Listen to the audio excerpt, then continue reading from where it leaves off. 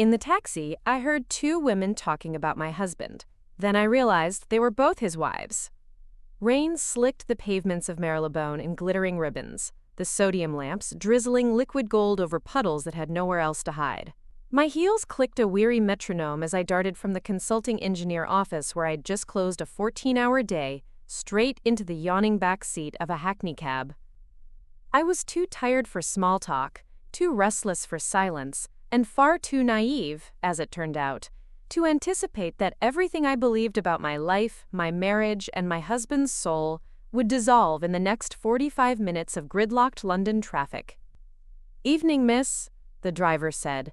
I murmured the address of the townhouse Alexander and I had spent 2 painstaking years renovating, then sank against the cracked leather and let my bag slide to the floor. My phone was dead. The charger I'd left on the kitchen counter flashed across my mind, but exhaustion pinned my eyelids half-mast. I inhaled the familiar bouquet of stale aftershave, damp wool, and paper coffee cups, the scent of public transport in perpetual autumn. Nothing felt unusual. Nothing suggested that my marriage, 8 ostensibly blissful years with Alexander Aldridge, the man who knew which ridge of my ear traced my heartbeat when I slept, was a shell. Nothing hinted that it was about to shatter, shrapnel slicing every certainty that had scaffolded my adult life. The cabbie pulled away, merging into traffic with a jerk that fluttered the partition's plastic flap. I closed my eyes, and that was when the door thudded on the opposite side and 2 voices tumbled inside. "Oh, thank God," one of them exhaled.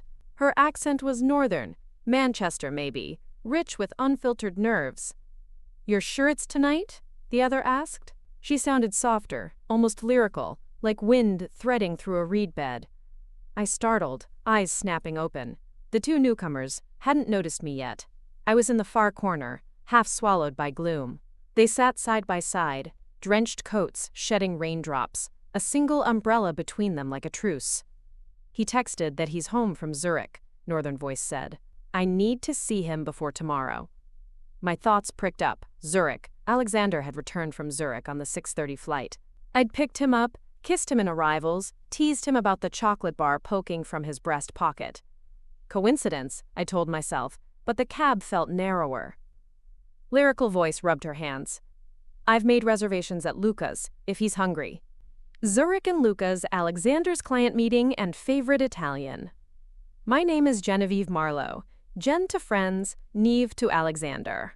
32 years old, senior structural engineer, only child of 2 adrenaline junkie architects who taught me to measure the weight of walls and the tensile bravery of hearts. I have never believed in coincidences. Buildings fall when you ignore hairline cracks. The cab lurched past Baker Street Station. "You're trembling," Lyrical Voice said, covering Northern Voice's gloved hand. "I've been waiting 3 months," Northern said. "After tonight, everything changes." 3 months, the length of Alexander's consultancy with that Swiss aerospace firm. A clock started ticking behind my sternum. I leaned forward, just enough to glimpse their faces in the rearview reflection. Northern Voice was in her mid-20s, freckles scattered across cheeks flushed by cold or anxiety. Lyrical Voice looked older, maybe 35, terracotta hair curled beneath a beret. They shared nothing obvious, except the identical gold band on their left hands. My pulse slammed. I pressed my back to the seat, blood flooding my ears in ragged surf. Perhaps wedding rings were nothing. Perhaps they were colleagues, sisters, part of some religious order. But Zurich, Luca's, the time frames, these were not random threads. Together they braided a noose. "He said he'd be free by 8, Northern whispered. "He always says that," Lyrical sighed. "Work swallows him. At least tomorrow we fly to Marseille." Alexander had emailed that he'd be in Marseille by Friday for supplier oversight. I'd booked us a surprise weekend in Devon, planning to drive down after my presentation tomorrow. My mental itinerary ripped in half. I tasted metal, realized I had bitten my tongue. The cab slowed. Traffic near Oxford Circus was a carousel of red taillights. Rain turned to sleet, tapping like fingernails on the roof. "I might be pregnant," Northern blurted. Silence detonated. My own breath vanished. Lyrical squeezed her hand harder. Does he know?" Not yet. I wanted to tell him in person. Her voice cracked. In the polished shadow of the partition, the two rings winked, twin satellites orbiting the same secret sun. I needed air. I thumbed the window switch. The glass stuck halfway, coughing drizzle into my hair. The cold shocked me awake. Think. General structural failure occurs when load exceeds capacity. What is the load? 2 wives? Or 3? Is the structure of your marriage already cracked beyond salvage? I replayed every subtle oddity. The overnight layovers extended by weather delays. The new cologne he claimed was a duty-free sample.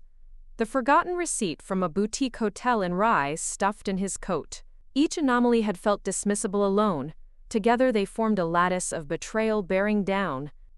The women chatted, oblivious to the silent implosion unfolding 2 feet from them. What if he's with her now? Northern said. Her? He wouldn't, Lyrical replied. We agreed. Weeknights are yours.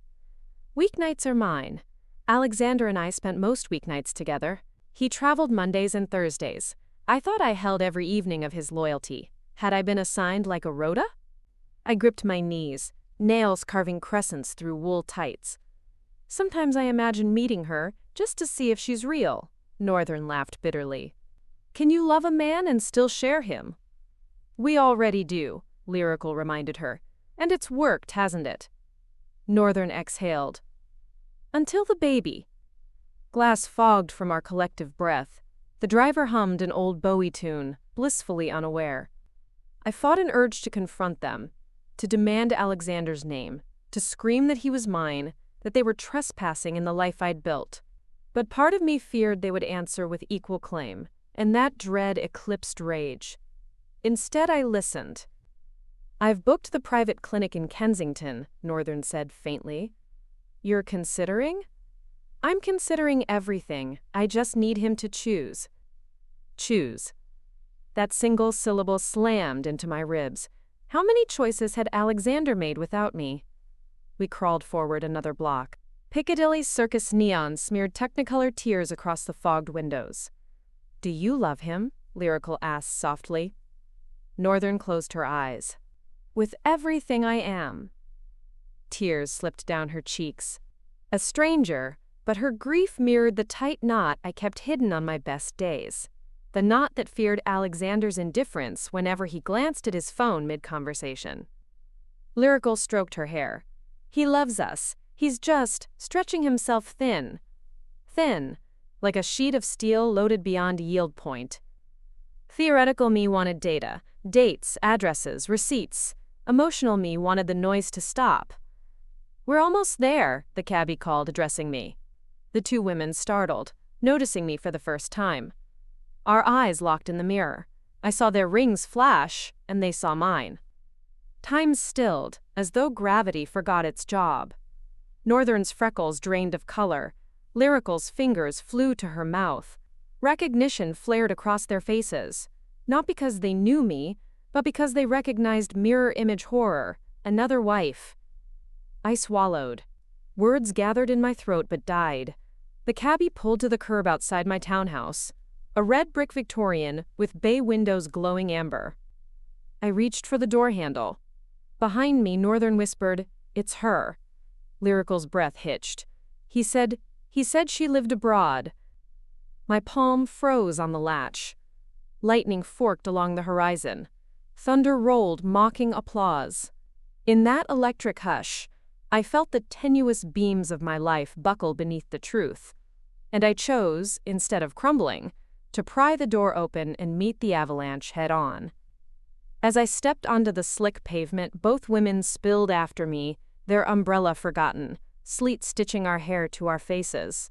3 strangers, no, 3 wives, stood shoulder to shoulder beneath a leaking sky, staring at the same front door, at the same betrayal, at the same man woven through all our stories like barbed wire. Northern spoke first, voice trembling but clear. We need answers. We did. And whatever we found beyond that door would redefine love, rage, and the limits of forgiveness. The key trembled in my hand, and I turned it. Before we jump back in, tell us where you're from. If this story moves you, please subscribe. Tomorrow, I have a special story for you. You could still feel the cold metal trembling between your fingers as the latch surrendered with a muted click. The townhouse door, freshly varnished mahogany, a labor of love project you and Alexander had sweated over one sticky August, swung inward on its silent hinges. A draft of warm air, tinged with bergamot and cedarwood from the hallway diffuser, brushed your cheeks as if the house itself were exhaling secrets it could no longer hoard. Rowena Hartley, freckled, rain-speckled, 26 and visibly quaking, hovered on your left, clutching her sodden coat like a life vest. On your right, Ilowen Carlyle, 34, copper-haired, eyes the blue-gray of Cornish slate, stood tall yet brittle, umbrella forgotten on the step behind her. All three of you crossed the threshold together, unspoken pact, forged in the taxi's cramped back seat. No one would face whatever waited inside alone. The door closed with the softest thud, sealing the three of you inside Alexander Aldridge's curated universe. An amber glow seeped from the glass sconces, laying honeyed light across oak floors you had once danced barefoot upon after too much Rioja and Van Morrison. Now each warm lumen felt like interrogation. "Is anyone else home?" Rowena whispered. You listened, really listened, letting your engineer's mind parse the frequencies of your own dwelling. The usual hum of the smart refrigerator, the distant tick of the regulator in the basement boiler, the faint hiss of radiators contracting. No footsteps, no kettle whistling, no baritone humming Sinatra in the shower. For the moment, Alexander was elsewhere.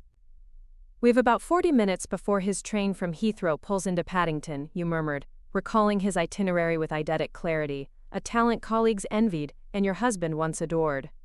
"That gives us half an hour before he hails a black cab." Ilowen arched a brow. "You track his routes?" "Occupational hazard," you said. "We model loads, estimate tolerances. I do the same with schedules." Rowena's gaze flitted between the gilt picture frames lining the hall.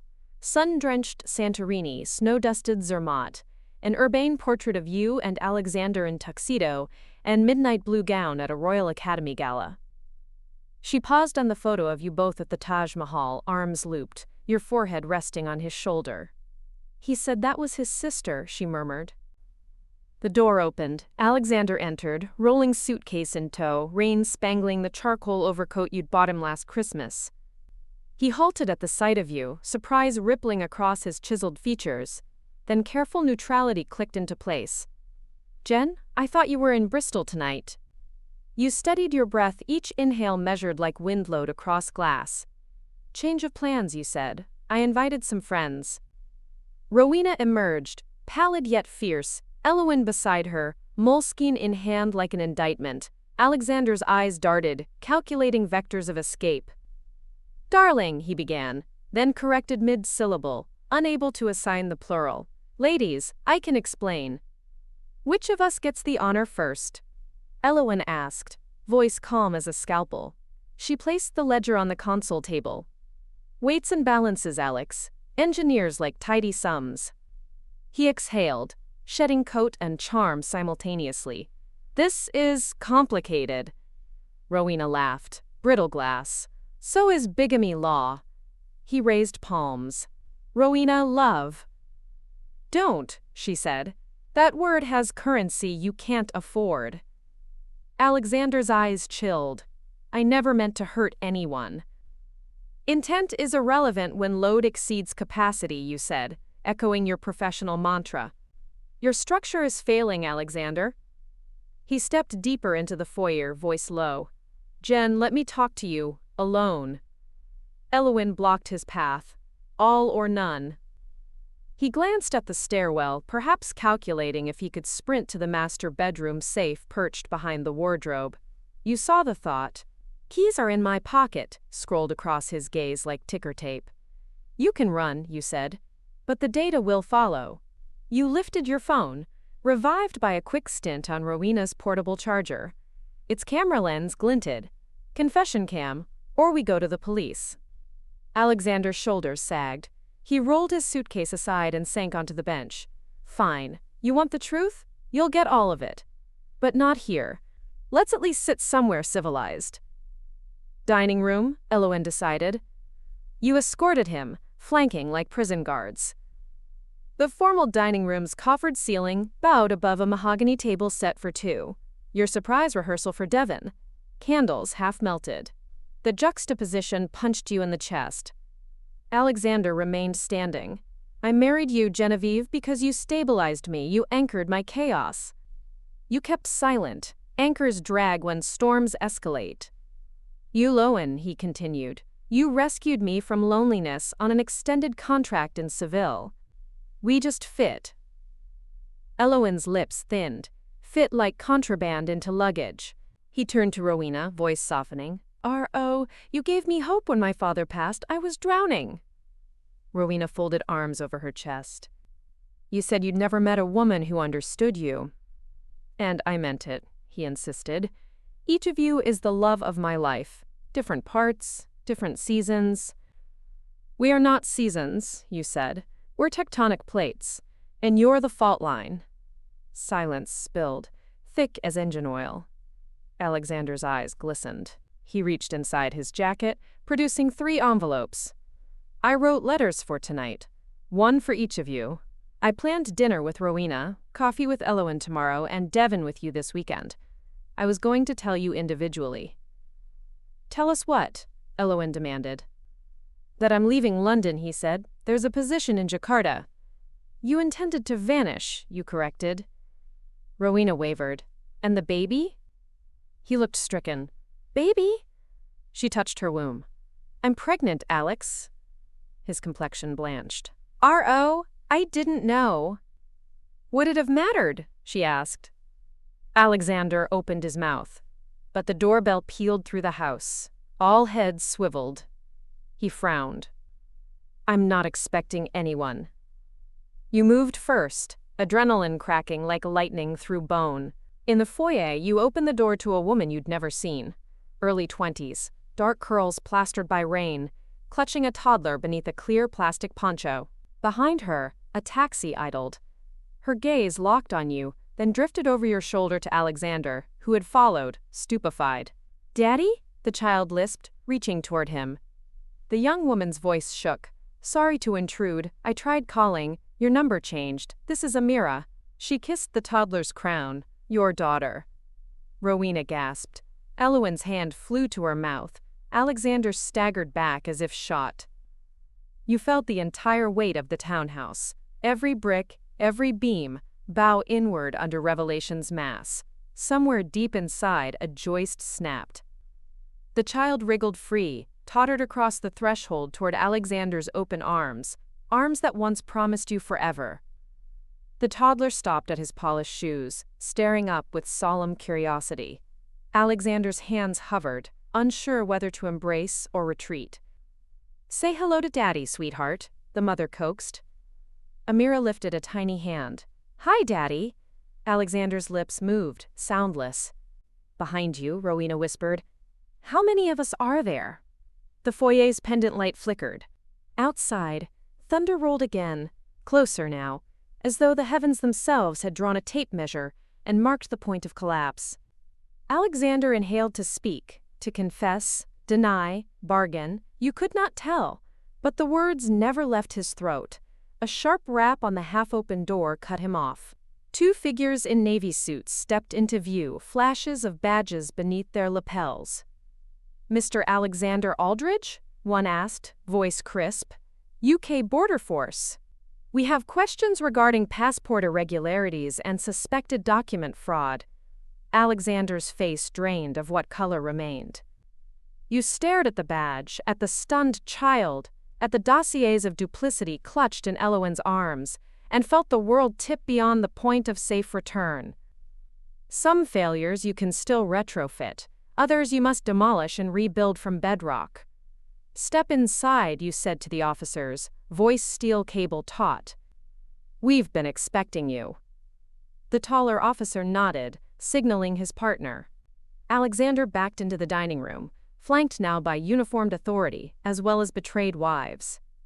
your pulse hammered. Rowena took your hand. Elowen squared her shoulders.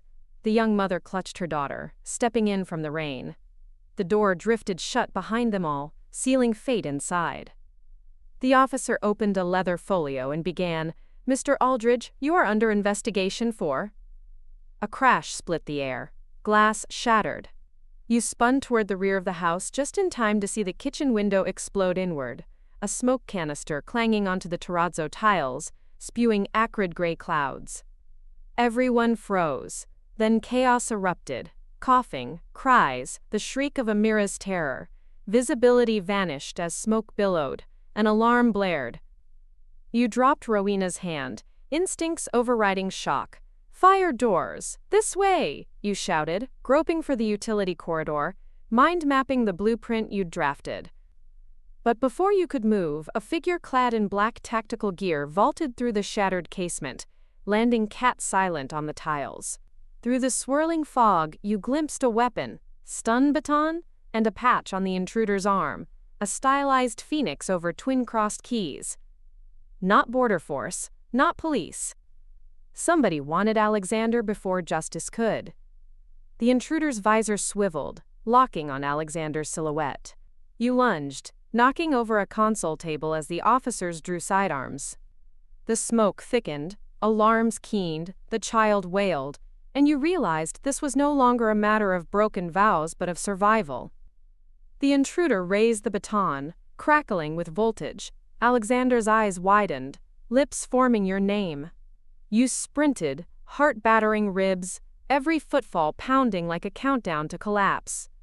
And in that instant, somewhere between breath and impact, you understood that the ruins of love could still shelter courage. The baton arced, electricity spitting blue, and everything went white. White. It wasn't the cool, diffused white of gallery light or winter dawn. It was searing, all-consuming, the kind of white that obliterates color and sense, and the fragile difference between pain and fear. For half a second, the universe flattened into a blank blueprint. Somewhere beyond that retina-scalding glare, I felt my body hit the parquet. I smelled scorched varnish and burning ozone. Then sound rushed back, a cascading roar of alarms, shouts, splintering glass, and the white bled away into chaos. I rolled onto one shoulder, vision kaleidoscoping. The tactical intruder stood over Alexander, baton crackling like captive lightning. The first border force officer lay sprawled near the French doors, his sidearms skittered out of reach.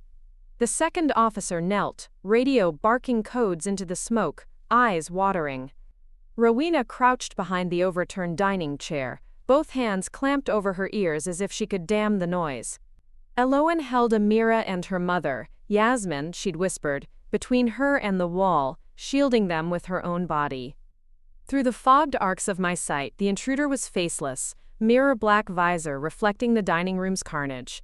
Broken china, toppled candles, letters torn from Alexander's pocket like confession confetti. He lunged. The baton jabbed. Alexander snarled in pain, knees buckling. Blue sparks skittered along his ribs. "Stop!" My voice came out raw, tattered. I tried to stand, but the static charge from the stun blast locked my muscles in rebellious quivers. The intruder didn't even glance at me. Instead, he reached into his vest and produced a slim hypodermic. He jammed it into Alexander's neck. Plunger down, clear fluid vanishing beneath skin. Alexander's eyes rolled, his legs gave way, he collapsed, limbs twitching.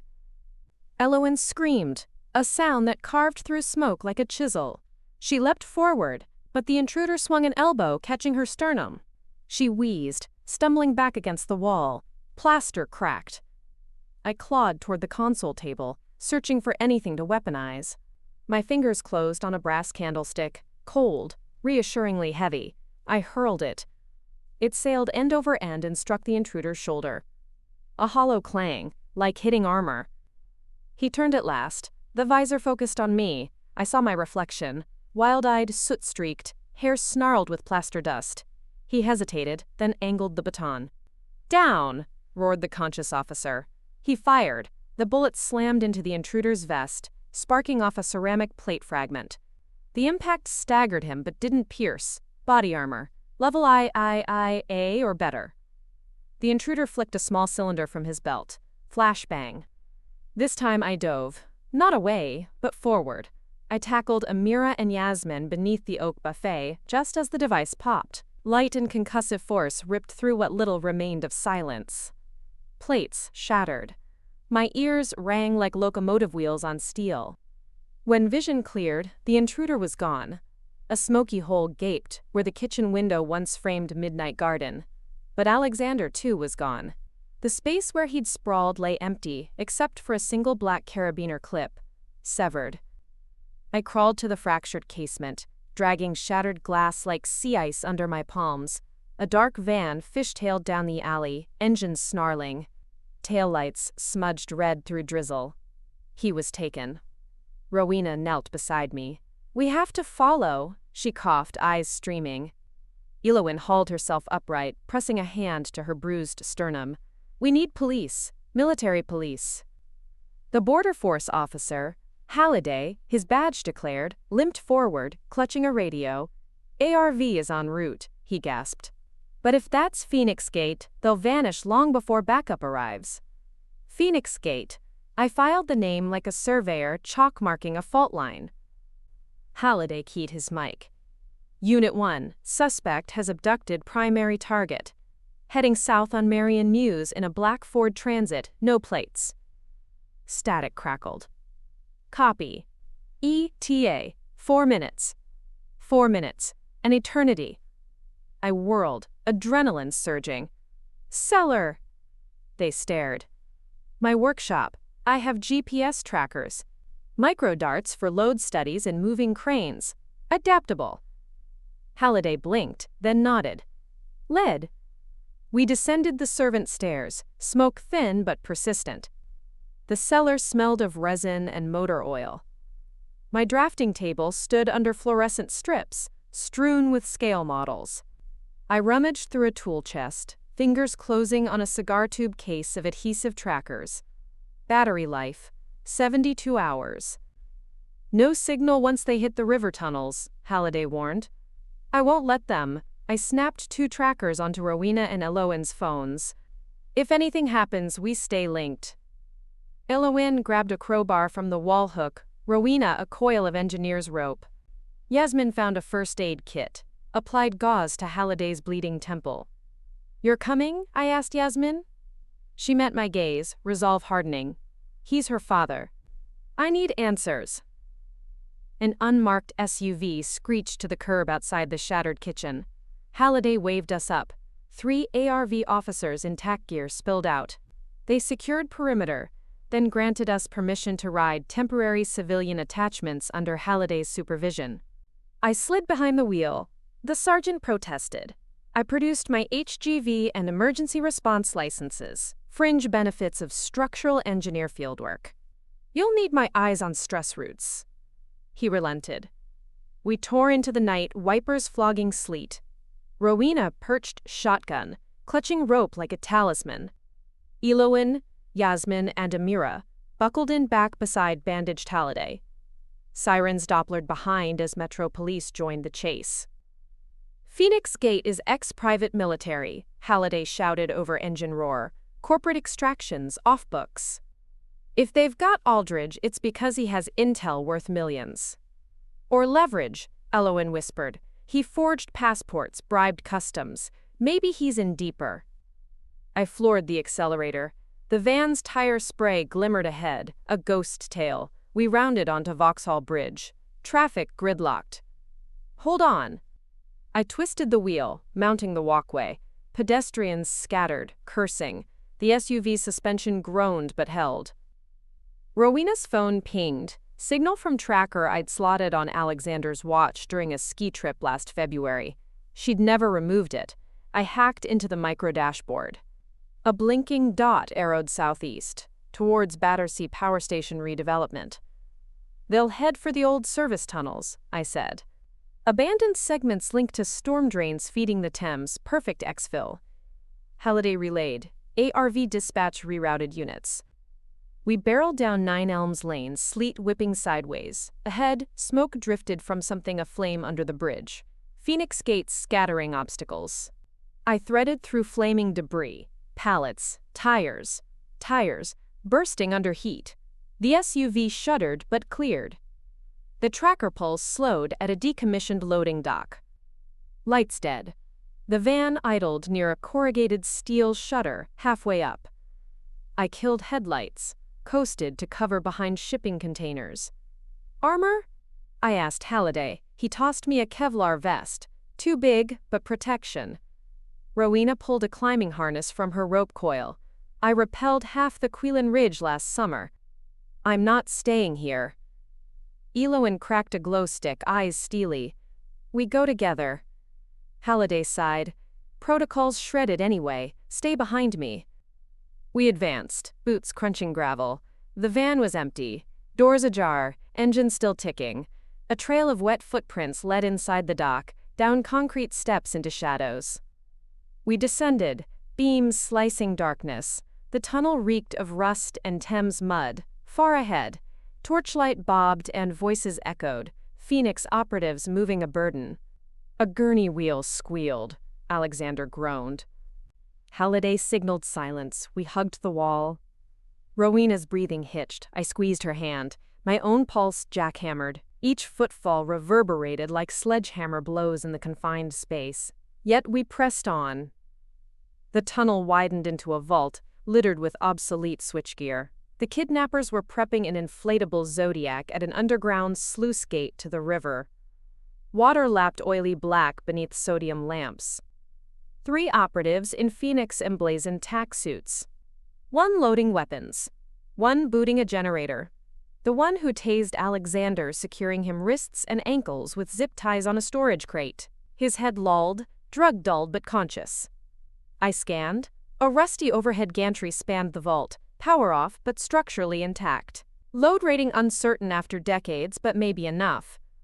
Rowena, I whispered, pointing up. Harness. Rig line across beam. Give me an angle. She followed my gaze. Understood. She clipped rope, tossed the grapple. It clanked over the beam, jammed. She tied a belay knot around my waist without question. Halliday covered with pistol. He had 1 tranquilizer dart left. Phoenix gear resisted standard rounds. Eloin crept to a breaker panel, scanning for live circuits. 10 seconds, I mouthed. I scaled the gantry ladder, heart hammering. Metal groaned but held. I inched along the beam, balance precarious. 30 feet below, the taser operative slung Alexander over his shoulder, staggering toward boat ramp. Generator now, barked another, voice echoing. I centered above them, unclipped rope, wound it round beam as friction brake. Adrenaline deafened me to my own fear. Eloin wrenched a lever. Sparks showered. Overhead lights strobed before dying. Darkness swallowed vault. Phoenix gear's visors glowed infrared red, tiny demon eyes scanning. Halliday fired trank.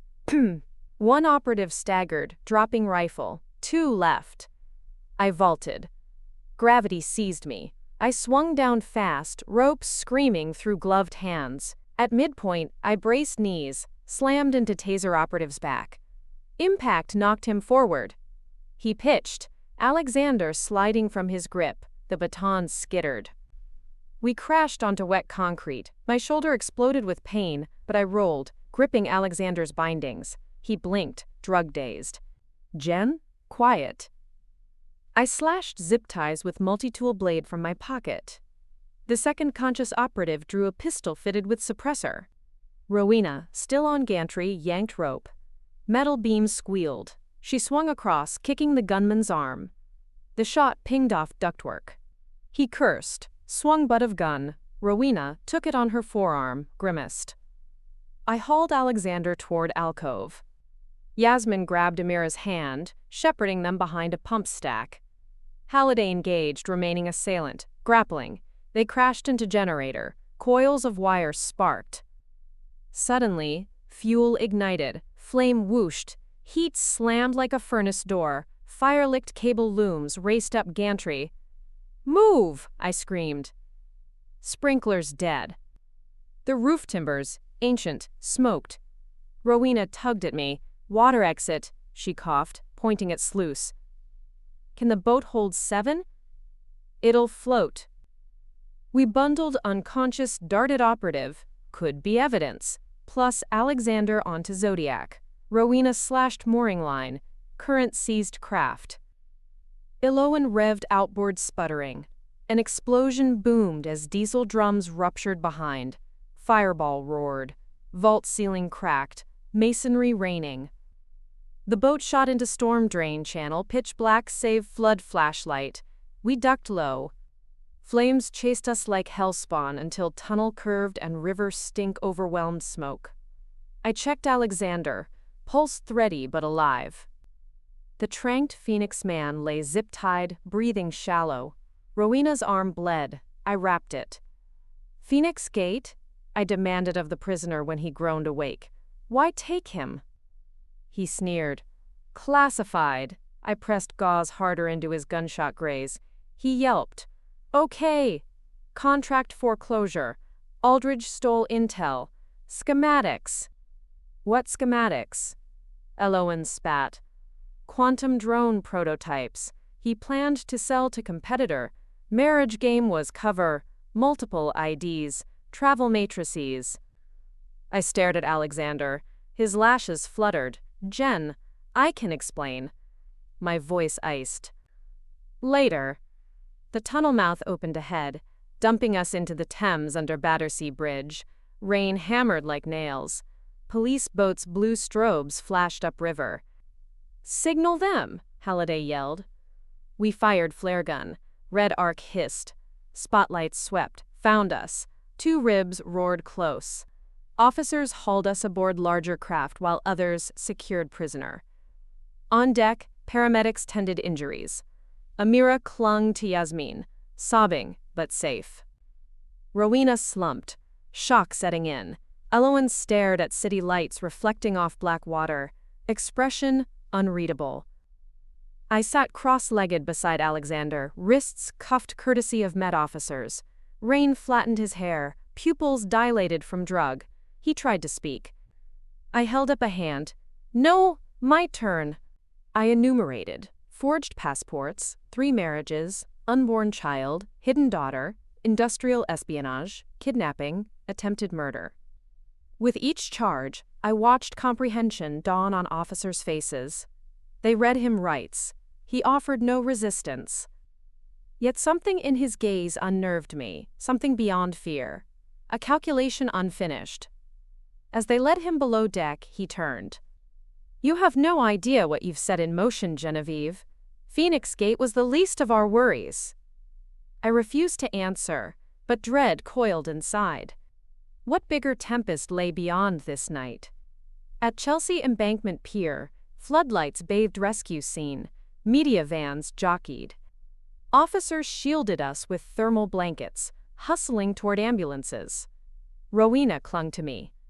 Elowen shepherded Yasmin and Amira ahead. But halfway up gangway, a figure ascended toward us. A woman in raincoat, silver hair slicked, eyes bright as cut quartz. Halliday stiffened. Director Vaughn. The woman smiled thinly. Halliday, quite the fireworks. She appraised us. 3 wives, 1 mistress, 1 child. And Mrs. Aldridge Premium. She extended a gloved hand toward me. Caroline Vaughn, Michigan 5, counter-proliferation. I shook reluctantly. Her grip was surgeon steady. Your husband is now asset foil, she said, voice barely audible over helicopter thrum. We'll extract everything he knows about Project Heliotrope and the Iberus network. Rowena inhaled sharply. Heliotrope? That's classified, Vaughn cut in. And extremely time-sensitive. She gestured to plainclothes agents bearing tablets. We need statements, immediately. Elowen bristled. We've been kidnapped, assaulted, and lied to. We need rest. Vaughn's smile never reached her eyes. Forgive urgency. If Phoenix Gate was involved, you're all in danger until we secure the remaining intel. Halliday murmured. Protective custody? Safe house, Vaughn confirmed. Fortified, undisclosed location. Yasmin hugged Amira. I'm not leaving London. Vaughn's tone softened a degree. Ma'am, they will come for the child as leverage, please. I met Elowen's gaze, then Rowena's. Unspoken consensus crystallized. Home was no longer safe. We go, I said. Black SUVs whisked us through labyrinthine streets, tailed by decoy convoys. Dawn paled edges of clouds. We crossed Tower Bridge, headed into Docklands, then down into subterranean parking beneath a nondescript office block. Lift doors sealed, descending further than logic suggested. When they opened, we stepped into a suite of modern apartments carved into repurposed war-era tunnels, steel blast doors, biometric locks, filtered air. The safe house smelled of new paint and institutional coffee.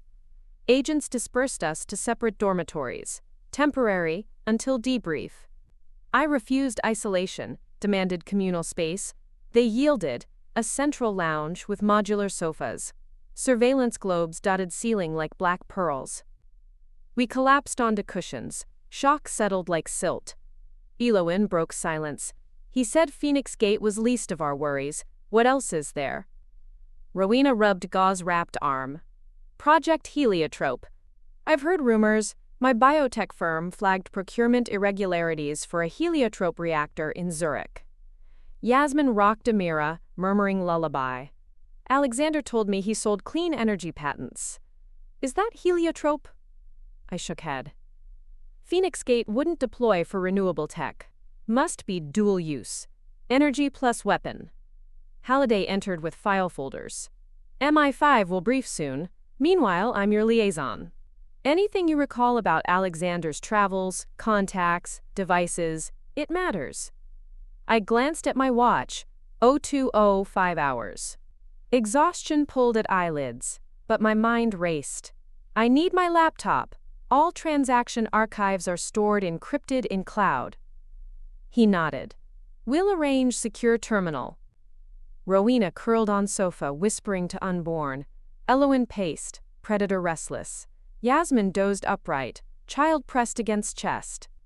I stared at CCTV feed of Alexander in interrogation room, live on lounge monitor. He sat shackled, pale, but defiant. Director Vaughn urged, question after question. He answered in monosyllables. But I recognized that look, he was still engineering escape routes. He's stalling, I muttered. Halliday followed my gaze. What makes you say that? Because he taps his ring finger when planning. On screen, Alexander tapped. Once, twice. An explosion rocked the facility. Lights flickered. Alarm klaxons wailed. Smoke curled from ventilation duct. Halliday drew weapon. Stay here. The monitor blacked out. Doors slammed with magnet locks, but one overhead vent burst, disgorging tear gas grenades. The lounge filled with acrid fog. Rowena coughed. Again? Elowen dragged sofa cushion to block vent, eyes streaming. Phoenix? MI5?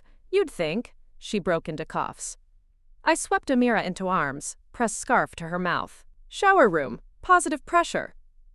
We stumbled toward corridor. Lock denied access. Halliday pounded keypad. Static hissed in earpiece. External comms jammed. Another blast tremored. Emergency lights snapped red. Elowen cursed. Containment breach. I scanned room. Found fire suppressant nozzle. Activated. Cold Halen gas flooded. Tear gas plume thinned. But oxygen too. We needed out. Yasmin sank to knees. Dizzy. Rowena tugged door handle futilely. My gaze fixed on ceiling catwalk beyond glass clerestory. Maintenance hatch. Padlocked. I ripped art print from wall. Steel frame. Using corner as lever, I pried latch. Glass shattered. I hoisted Amira to Rowena. Climbed through shards onto catwalk. My shoulder protested. I bit back cry. Padlock cheap brass. I used frame again, smashed until hasp bent. Hatch swung. I pulled child up, then Rowena, Yasmin, Elowen. Halliday followed, covering rear. We crawled air duct corridor, lit by emergency strip. Beneath, facility corridors erupted in firefight, gunshots, shouts, metallic thuds. Invaders breached via service lift. Phoenix Gate, or another faction. We reached junction. Map stenciled. Exit shaft 4, A right pointing arrow 120 meters. I led, counting paces. Behind, turbines hummed as backup generators kicked. Duct trembled. Explosive concussive wave. I clamped hand over grate, peered down. Interrogation wing blown out, walls peeled like foil. Alexander's room, empty. Chair toppled, cuffs snapped. He vanished. Rowena crawled beside me, eyes haunted. He planned this. Elowen's whisper floated. We're pawns in a larger game. Sirens crescendoed. I forced us onward. Shaft 4A opened into vertical riser. Ladder ascended into darkness. Up, I said. Amira clung to my neck. I climbed, muscles ablaze. Rowena behind, then Elowen, Yasmin, Halliday. Halfway, lights flickered, then died. Blackness total. I felt rungs slick with condensation. Above, hatch glimmered faint starlight. I shoved. Frozen seal resisted. I rammed again. It yielded. Snow-sweet air flooding lungs. We emerged onto roof of Riverside Warehouse. Dawn bruising horizon lavender. Smoke plumes rose from vents below. Helicopter rotors thudded across sky. Military gray choppers bearing unfamiliar insignia. Halliday scanned. Those aren't ours. Ropes unfurled from one chopper. Commandos slid toward roof opposite. Tactical masks, but not Phoenix. Different emblem, a black iris. I whispered, third player. We crouched behind HVAC stack, watching men breach skylight, rappelling in. Yasmin trembled. Where do we go? I studied skyline. Nearest pedestrian bridge 400 meters. But exposed roof fields and snipers potential. Rowena tapped shoulder. Quote, climbing rope. We can swing to adjacent scaffolding over embankment. She anchored line to vent brace. Checked knots. Wind lashed rain again. I tested rope, nodded. I'll go first with Amira. I launched, rope creaking, shoes skimming air 30 meters above alley. Landed on scaff platform. Wood planks, sloshed water. Amira squealed, equal parts terror and delight. I hushed, motioning Rowena across. She swung gracefully, followed by Yasmin, Elowen, Halliday last, severing rope. Spotlights swept roof we'd fled. Shouts, shots barked, bullets pinged scaff tubes. We ducked. I led down braces, weaving through tarps, descending to street. A bakery delivery truck idled curb, driver inside sipping coffee unaware of firefight overhead. We piled in back, pastry racks fragrant. Halliday jumped cab, flashed badge. Driver sputtered but obeyed, flooring accelerator. As we sped away, I glimpsed roar of flames bursting from roof. The safe house consumed. Choppers veered, pursuit hindered by dense city blocks. In the flour-dusted dark of truck bed, I cradled Amira. She pressed sticky fingers to my cheek. Where's Daddy? I swallowed shards. We're finding him. And making sure he can't hurt anyone else. Rowena leaned against rack, exhaustion etched deep. Elowen stared at her scraped knuckles, whispering, First we survive, then we fight. Halliday's voice crackled from intercom. I have a discreet contact, retired SIS analyst in Seven Oaks. Off-grid, can hide us. Do it, I said. We thundered into Sunrise suburbs, leaving burning warehouses and shattered loyalties behind. But as dawn bled gold across clouds, my phone vibrated. Unknown number, I answered. A woman's voice, cool, amused. Good morning, Mrs. Aldridge. My name is Lorelei Cade.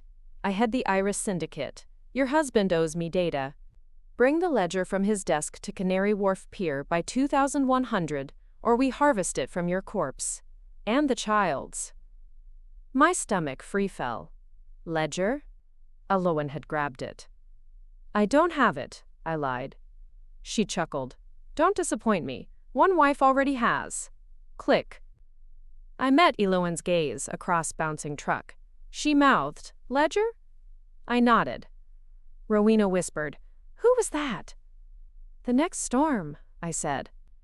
"And it's coming tonight." We rolled southward, pastry scent cloying, the cost of truth heavier than any structural load I'd ever calculated. Yet some spans must hold, because lives, unborn, unbroken, depend on them. Outside, the first fragile rays of sun breasted the horizon. Daylight tried to promise safety. But I knew better. Structures fail in daylight, too. The bakery lorry canted along the M25 like a tipsy schooner in heavy seas, axles complaining beneath the unaccustomed speed. Every pothole jarred my bruised shoulder. Every sudden lane change threatened to topple racks of crullers and croissants. A ribbon of flour curled through the dim cargo hold, white as battlefield smoke, dusting Rowena's hair with ghostly highlights. Eloan crouched beside the rear doors, peering through a bullet-scarred peephole at the black SUV that had been tailing us since Clackett Lane services. Halliday's voice crackled from the cab intercom, tense but controlled. 2 vehicles back, same make, no police strobes, unmarked. Could be Iris, could be Phoenix fallback. I can't tell at this range. Yasmin shifted on the floor, adjusting the blanket around Amira's tiny shoulders. The child snored softly, exhaustion conquering fear, at least for the moment. In the stale warmth of the lorry's hold, the mingled aromas of sugar, yeast, and engine oil swirled, oddly comforting in their mundanity. I pressed my phone's screen, staring at the ledger photograph I'd taken in Alexander's study. Columns of dates, payments, flight numbers, cryptic codenames, heliotrope, Eberus, Chimera. The page looked harmless, almost dull, yet the voice on the phone had threatened to cut it from my corpse. "We can't outrun them in this truck," Rowena whispered, hugging her rope coil. "And if they ram us—" Eloan's jaw tightened. "I'll talk to Halliday. Maybe he can ditch on a B road and we leg it across fields." "With a child and a pregnant woman in winter mud?" I shook my head. "No, we need cover, something they can't breach without drawing public attention." I dragged a pastry tray aside, revealing the plywood floor. "Next junction is Sevenoaks. High Street will be crowded with market shoppers even this early. If we dive into a pedestrian zone, they'll hesitate." Yasmin's wary gaze met mine. "And then?" "Then we disappear." The intercom squawked. "Halliday, hold tight." The lorry lurched as he took the exit ramp hard. We thudded against racks. Amira mumbled in her sleep. Through the peephole, I watched the SUV overshoot the ramp. Its brake lights flared, tires squealing as it cut across lanes, but a delivery van blocked the median. We had a 30-second window. Halliday wheeled down Riverhill, gears grinding. We burst onto the cobbled high street just as stall owners finished setting up awnings. Shoppers scattered in alarm. Halliday jammed the brakes. The lorry skidded to a halt beside a florist kiosk, buckets of tulips toppling in a spray of color. Before the fumes settled, Halliday flung open the back. "Out!" he barked. We spilled onto the street. Rowena handed down Amira, then Yasmin. Eloan vaulted, after, crowbar tucked beneath her coat. Halliday slammed the doors, threw the truck into reverse, and roared away toward a side lane, bait to lure the SUV if it managed to reappear. Cold air slapped my cheeks. It was only 0900, and the market bustled. Antique dealers unwrapping silver cutlery, teens queuing for cinnamon donuts, dog walkers weaving leashes through clusters of wooden crates. An ocean of potential witnesses. Perfect. "Blend," I whispered. "Rowena, the rope makes you stand out. Hide it." She stuffed the coil into a canvas tote left on a stall. Eloan flattened her copper hair beneath a knitted beanie from the same booth, dropping a $5 she'd filched from Halliday's glove box. Yasmin adjusted her hijab, smoothing its rain-damp folds to veil fresh tear gas stains. I scanned shop fronts until I spotted the sign, the Porchlight Cafe, one of those hipster dens with mismatched furniture and free Wi-Fi. Its plate glass offered a view of every approach.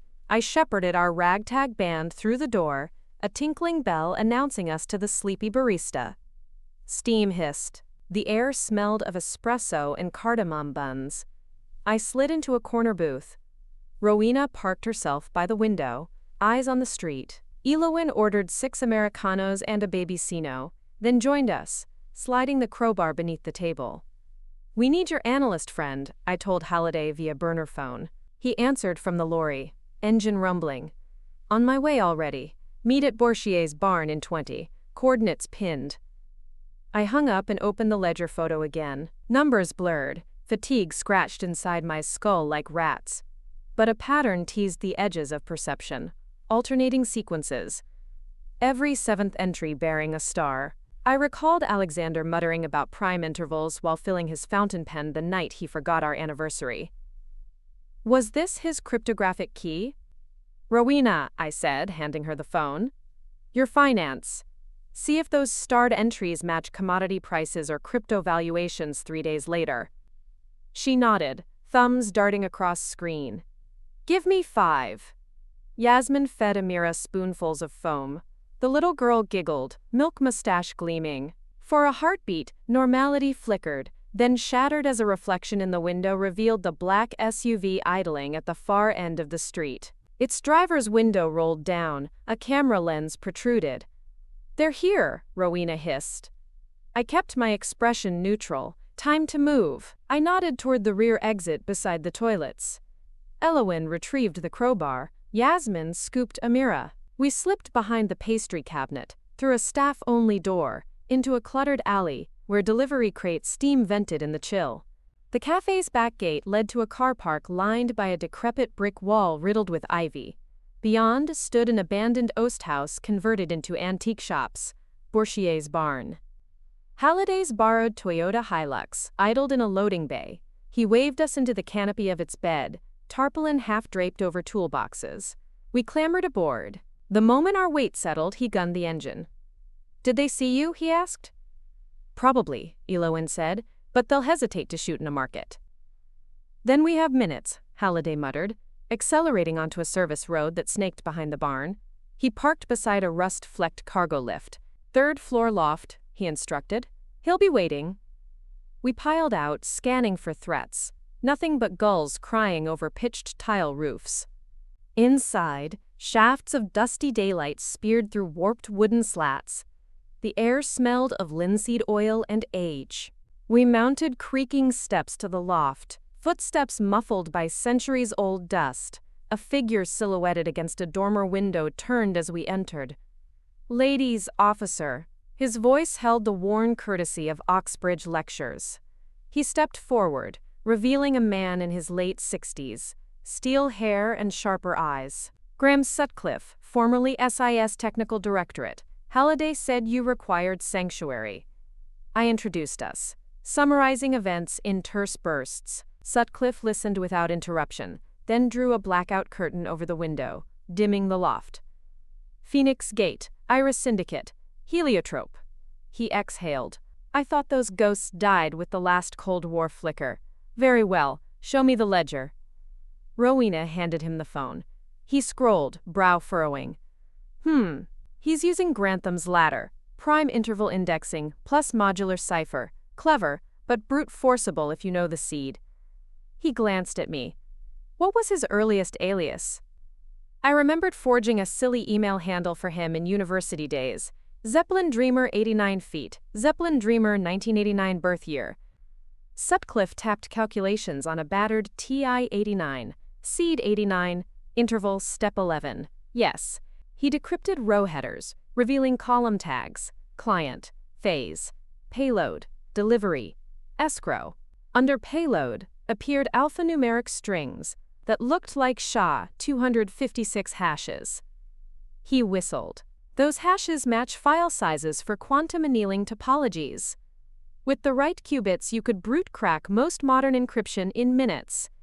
If Iris gets that, GCHQ's entire backbone is at risk. Elowyn's face paled. Alexander was selling the keys to the kingdom. A distant clatter echoed downstairs, wood creaking under heavy boots. Sutcliffe cursed. "They found us."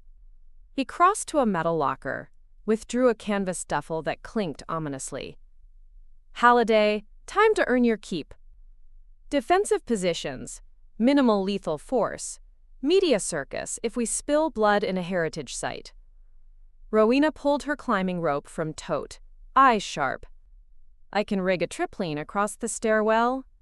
Do it, Sutcliffe approved. Elowen hefted crowbar. Yasmin tucked Amira behind an armoire and whispered soothing stories. I examined the loft. One stair, one lift shaft, 2 windows balked by ancient shutters. The floor beneath the dormer looked weak, rotted where rain seeped. An idea sparked.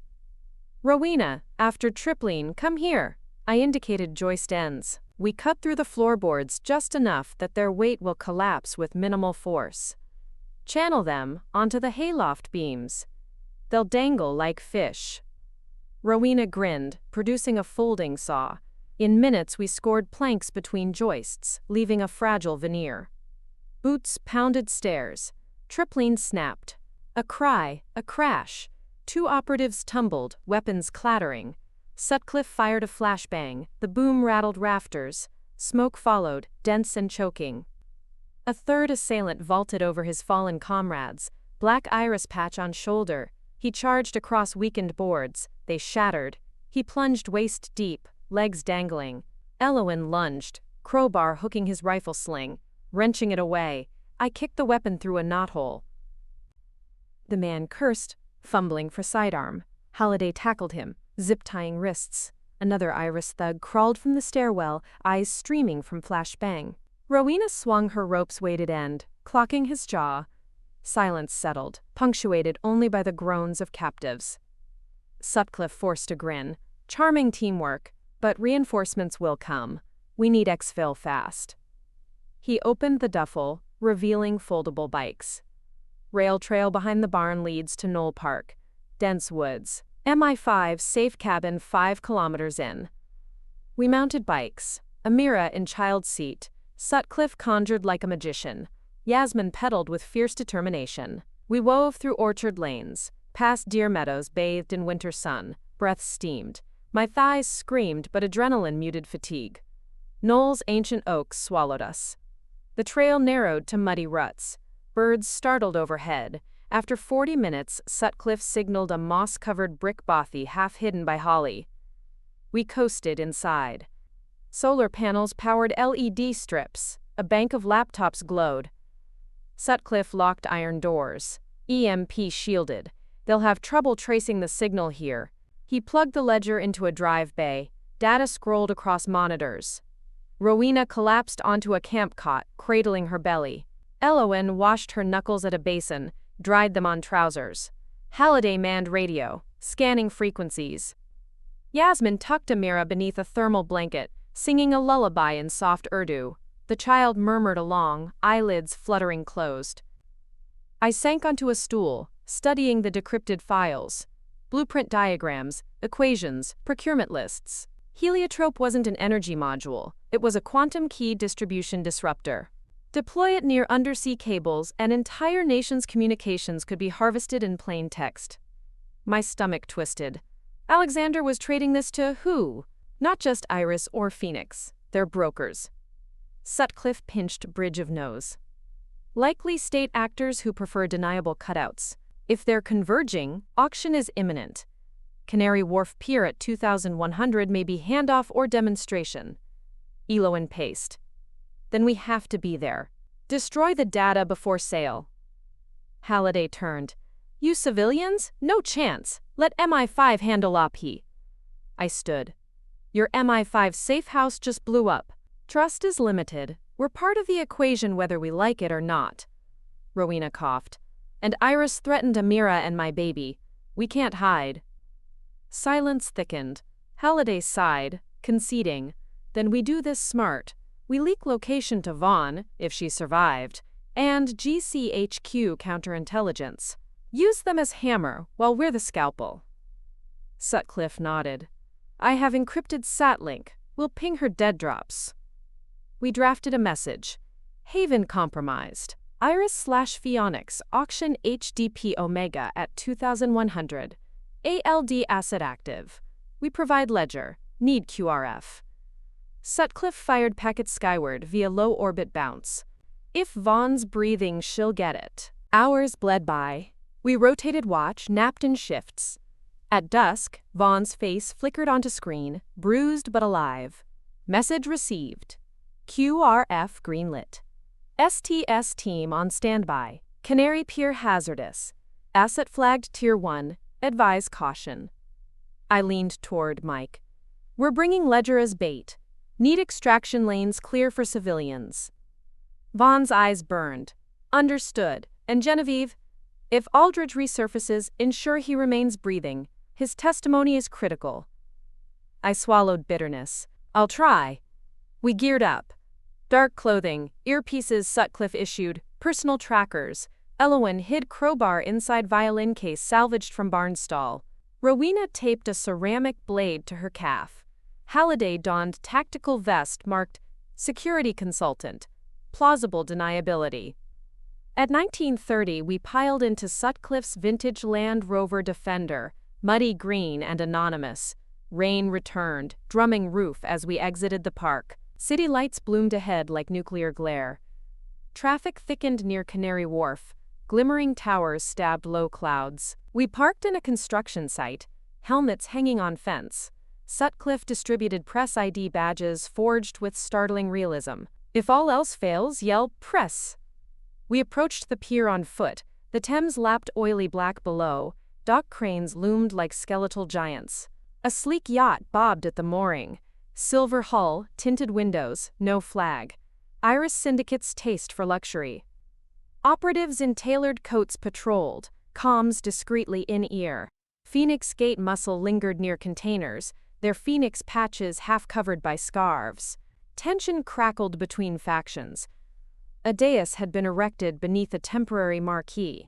On it sat a brushed steel briefcase flanked by LED screens, displaying cascading matrix code, a live preview of cracked encryption streams. Spectators milled, men in diplomatic coats, tech mogul's sons, a woman with facial scar glittering under fairy lights.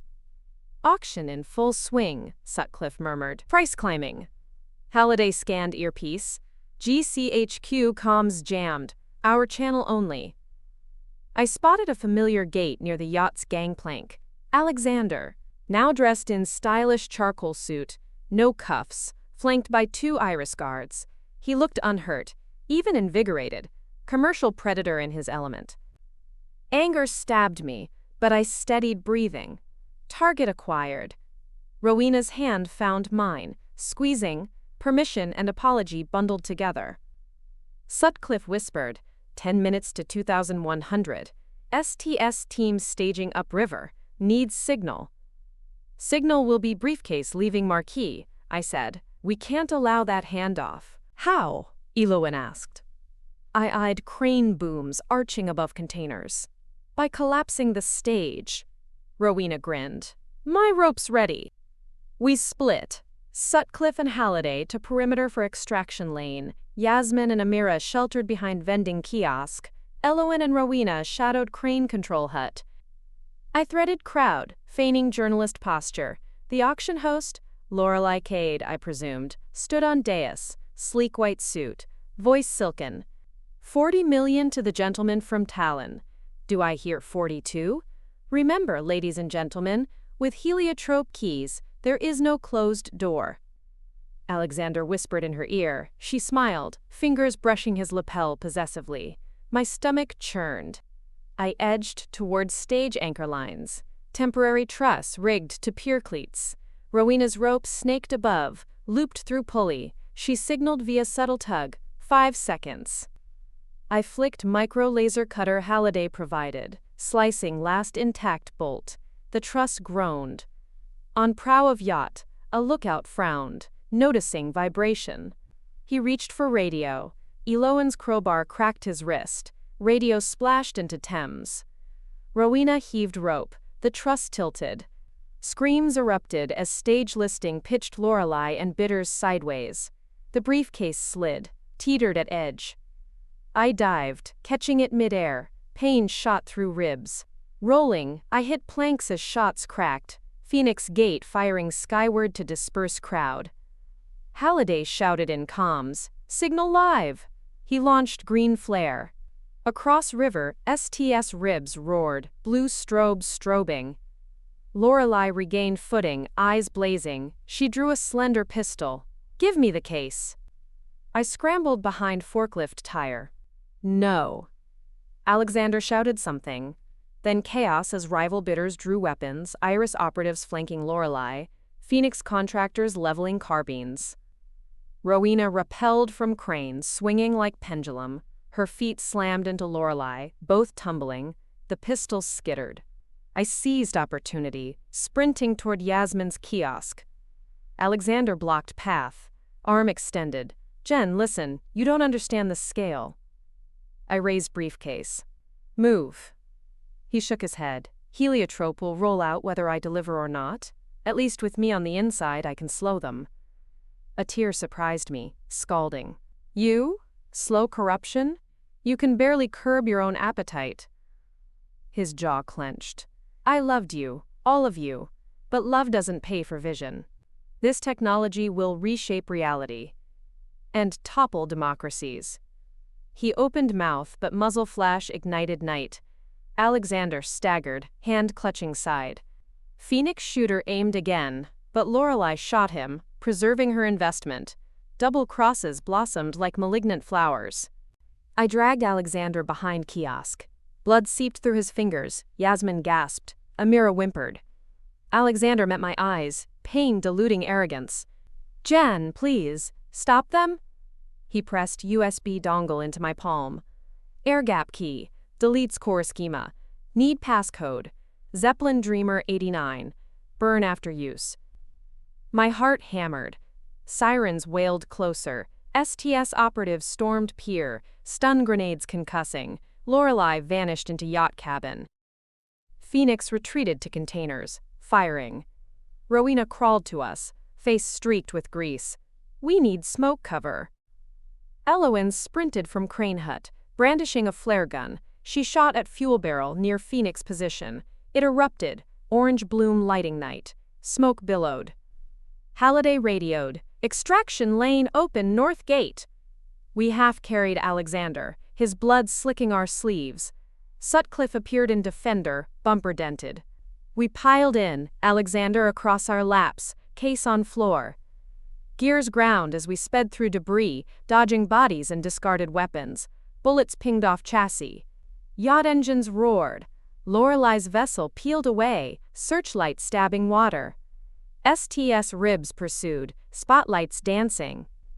Onshore, cranes burned, sirens howled, wind whipped embers sky high, a modern Ragnarok. We reached a cordoned side street, ambulances lined. Paramedics lifted Alexander onto gurney. Vaughn strode from command post, coat flapping. She assessed scene, snapped orders. I stepped forward, briefcase and USB in hand. Primary payload secured. Deletion key here. He gave it willingly.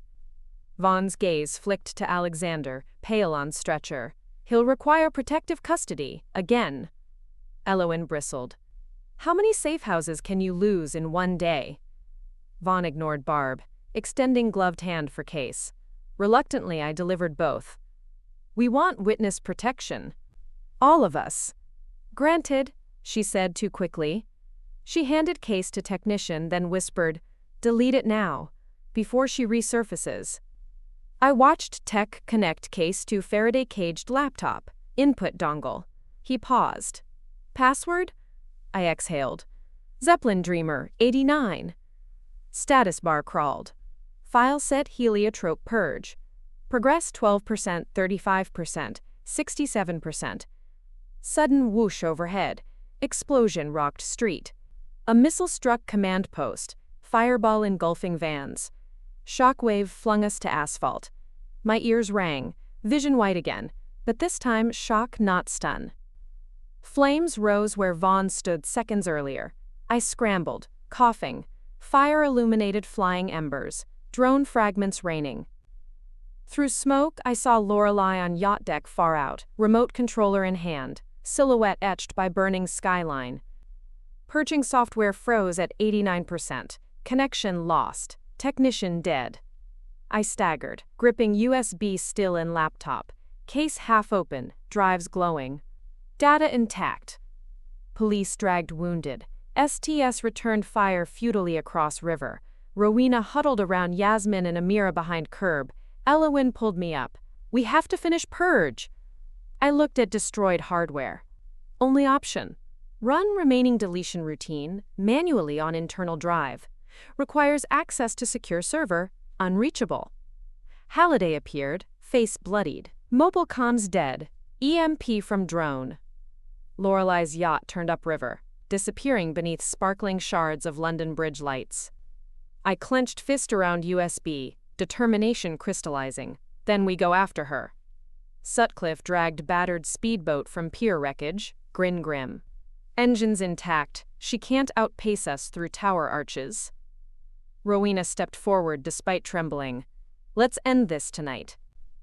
We loaded into speedboat, engine sputtering to life. Flames flickered behind, sirens wailed, but river stretched ahead, dark artery pulsing toward decisive confrontation. Rain stung my face as we accelerated, prow slicing black water. Briefcase at my feet hummed with unpurged devils. USB safe in pocket burned like conscience. Ahead, Lorelei's yacht lights bobbed. Clock ticked 23:07. I tightened grip on guns scavenged from Phoenix Thug, heart steel. One way or another, by dawn Heliotrope would die, or the world's secrets would.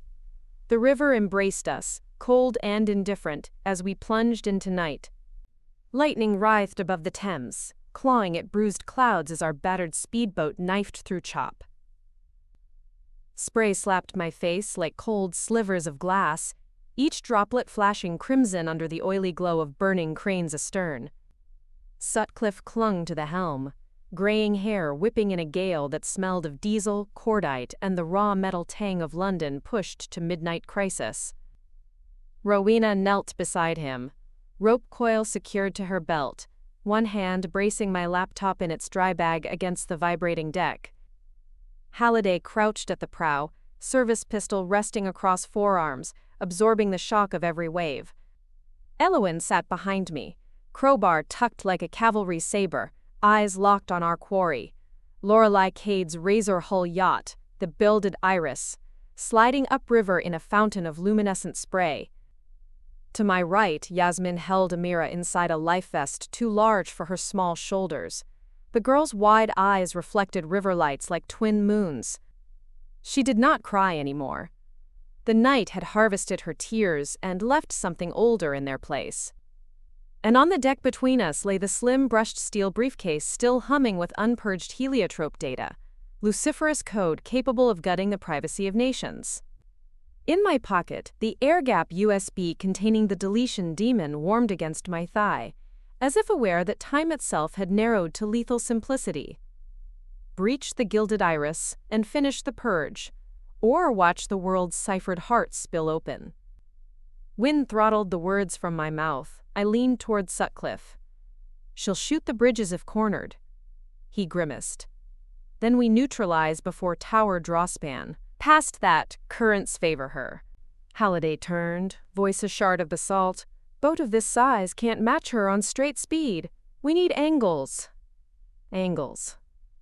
My life reduced to vectors again. I scanned the river ahead. The illuminated ribs of Blackfriars Bridge narrowing like jaws. Maintenance scaffolding hung beneath, trailing loose cables from ongoing refurb. If we could slip beneath and latch ourselves to the underside. Rowena, rig a grappling harness. I pointed at the dangling scaffold braces. We intercept under Blackfriars, piggyback onto her hull as she passes. Her freckled cheeks tightened with fear and adrenaline. We'll be a human barnacle. Better barnacle than bait. Ilamone moved behind me, fastening a climbing harness around my waist. You're sure you're up for this after 2 days of getting shot at, gassed, and nearly drowned? I was never sure of anything, I muttered, until I found out how much I'd risk to protect what's left. The gilded Iris veered slightly, engines whining into higher register. She was lining up center span, calculating arcs. Good. We would use her confidence. Sutcliffe gunned our outboard. The speedboat lurched hull-slapping waves. Spray sheeted over bow. Halliday lowered posture, eyes narrowed. I saw him mouth a soldier's prayer. Rowena tossed me the rope. 15-meter static line, carabiner already clipped to my chest loop. On my mark you leap, don't wait. I checked harness buckle once, twice. Heart-hammered syncopation of dread. My bruised shoulder pulsed, reminding me of earlier collisions. Pain would have to wait.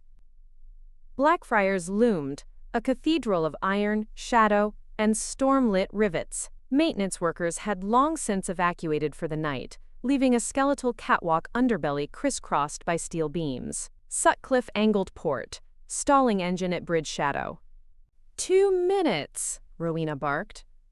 Halliday fired a flare across river. Red flare arced, drawing Lorelei's security sensors. Good. Eyes away from underside.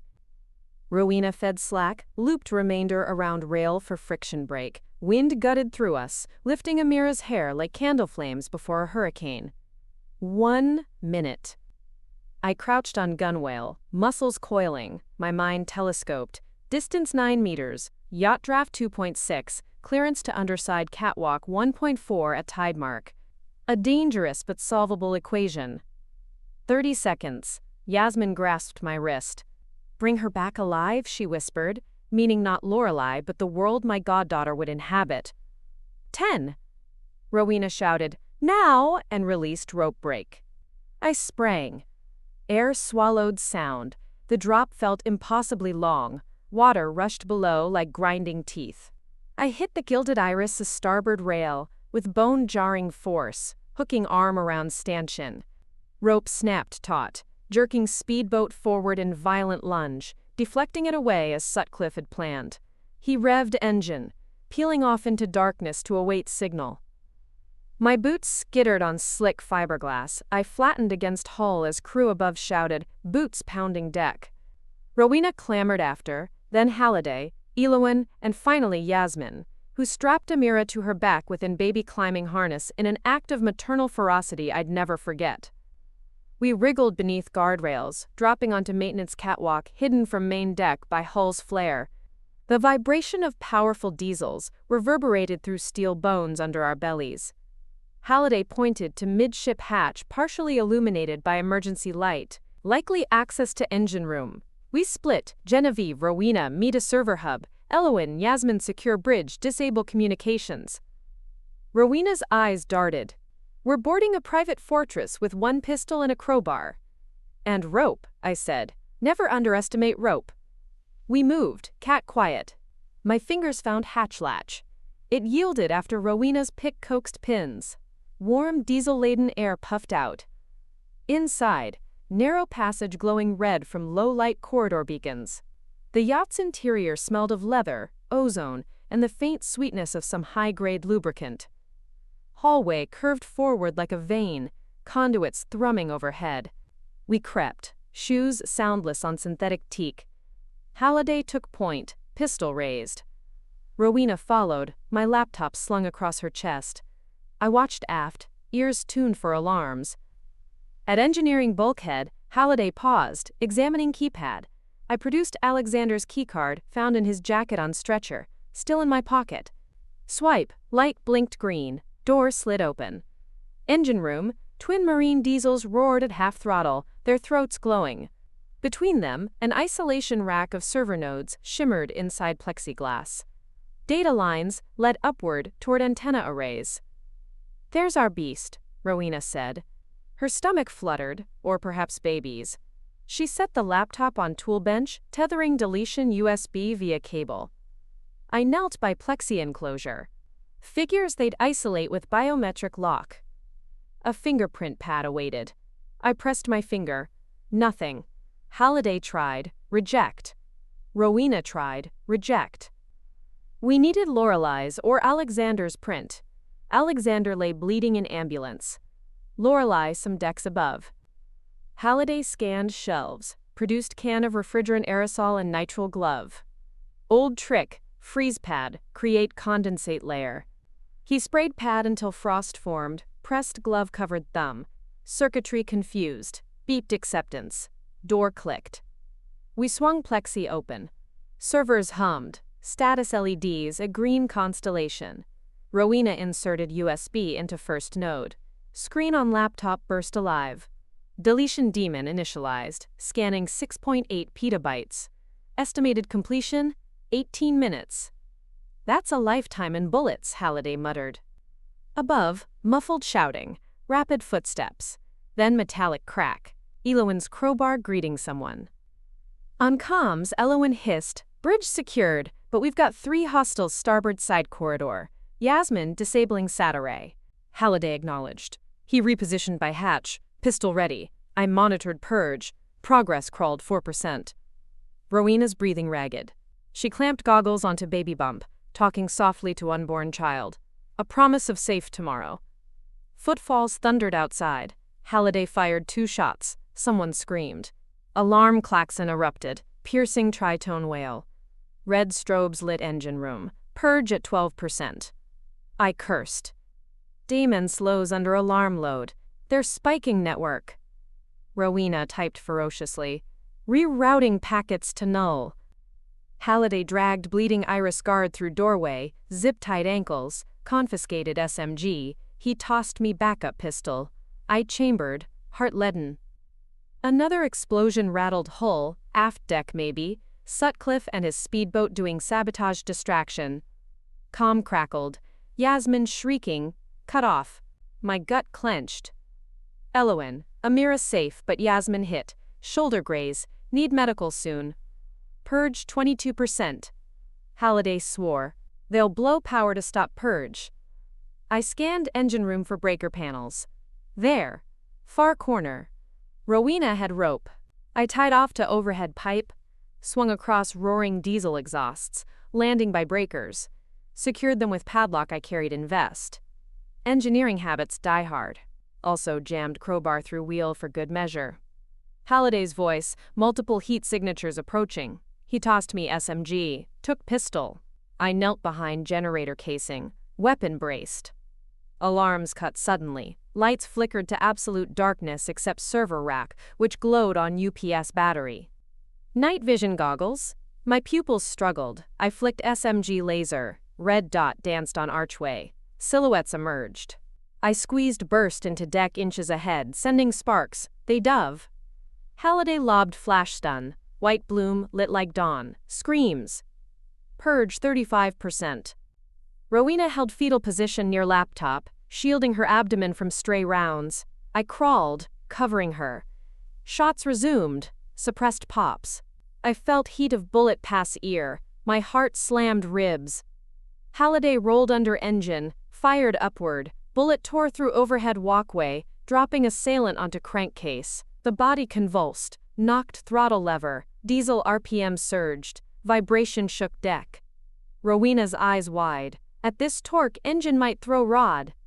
Stop it, I shouted. She crawled to lever, wrestled it back mid-firefight. Heroism comes in many calibers. Purge, 46%. On comms, Yasmin faint whisper. SAT array offline. But Lorelei coming to you. My blood chilled. Lorelei Cade wasn't a boardroom puppeteer. She was Hunter. I signaled Halliday. Point to ladder up to maintenance crawlspace overhead. We climbed, dragging USB cable extenders so laptop still tethered to rack below. Rowena carried laptop, hookings strapped to harness. We nestled among pipes, vantage on doorway. Lorelei entered engine room like an apparition in ash-white tactical suit, pistol fitted with thermal sight.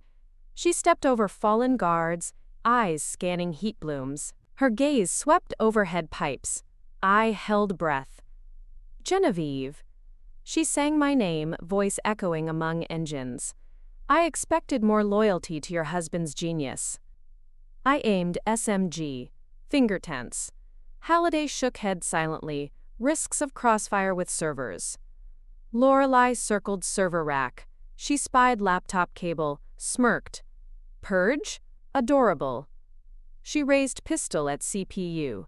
I squeezed trigger first. Bullets stitched floor near her feet. Ricochet whined. She rolled behind engine, fired upward.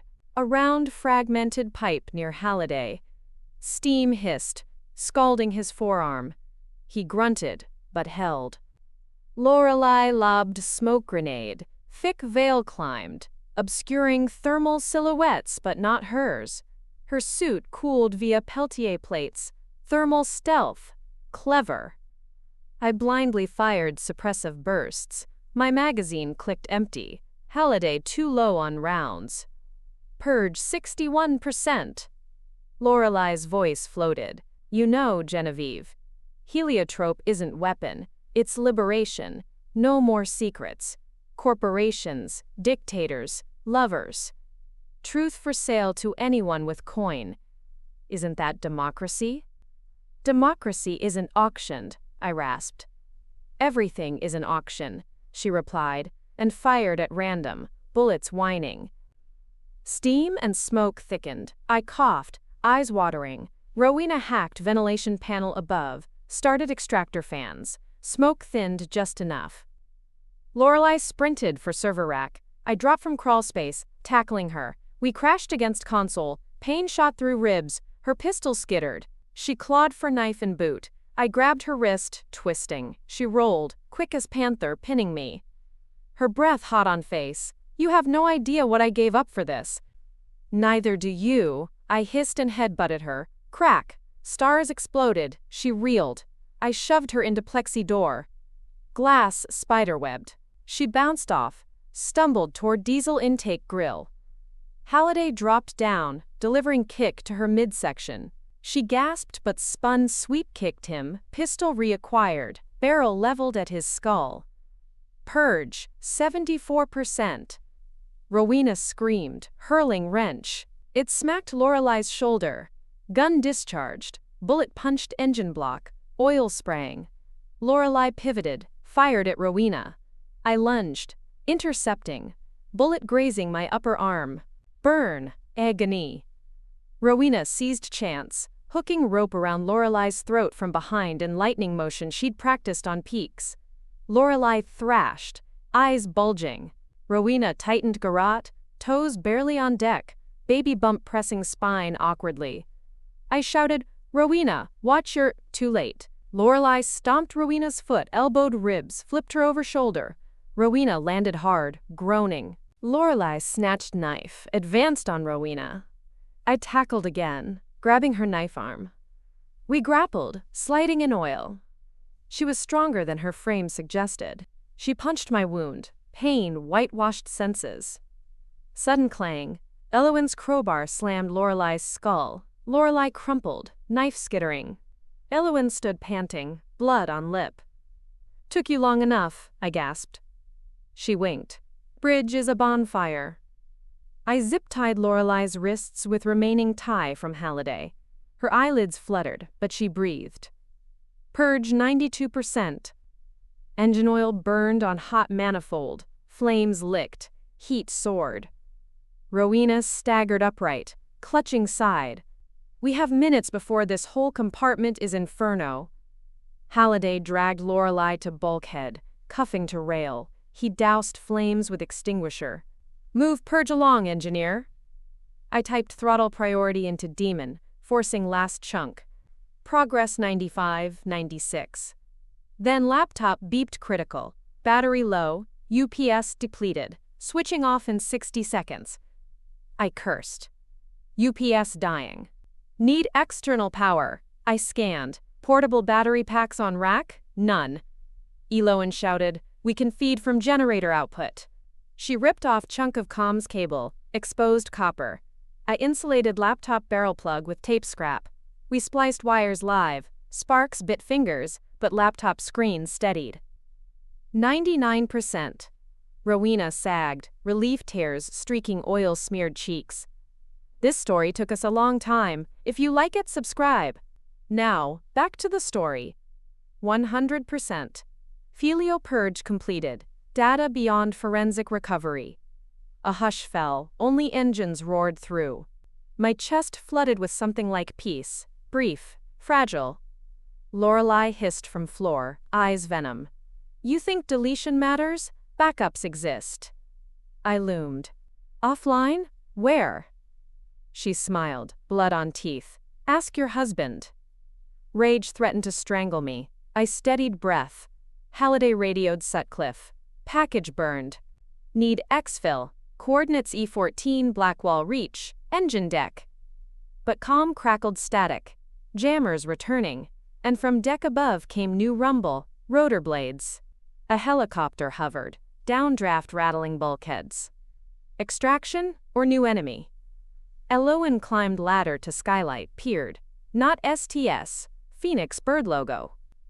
I felt pit yawns. Deep structural void where hope had perched. Lorelei laughed soft. Here for me, and for the redundant copy. Rowena glared. Redundant? Where? Lorelei's gaze flicked to diesel engine. I followed. There, nestled amidst coolant lines, a cylindrical black module wired into telemetry bus, the size of a thermos. Halliday cursed. Local data diode. She's been sinking to that cold vault the whole time. Purge didn't touch it. Rotor wash intensified, bolts rattling loose. Phoenix commandos would rappel momentarily. I ripped module cables. A status LED blinked, encryption sealed. I tucked cylinder into rucksack. Eloin descended, eyes wild. They're dropping fast ropes. Halliday handed me parachute flare gun.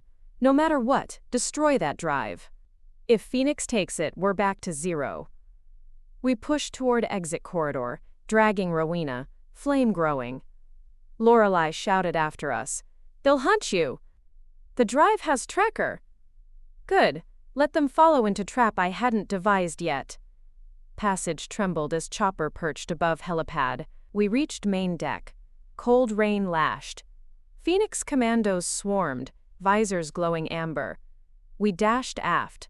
Sutcliffe's speedboat bobbed alongside, rope ladder attached. Yasmin waved frantic, Amira clinging. Hurry! Halliday laid suppressive fire. Bullets snapped air. I ushered Rowena down ladder first, then Yasmin and child. Eloin covered me while descending. At last, Halliday dove, sliding down as bullets chewed rail. Sutcliffe throttled, tearing away. Phoenix shooters fired but missed, too unstable on deck. Rain hammered. Storm matured to full fury. We sped, wake frothing. Behind, Gilded Iris listed, smoke billowing from engine fire. Her helo lifted, spotlight sweeping river but losing us under Southwark's shadow.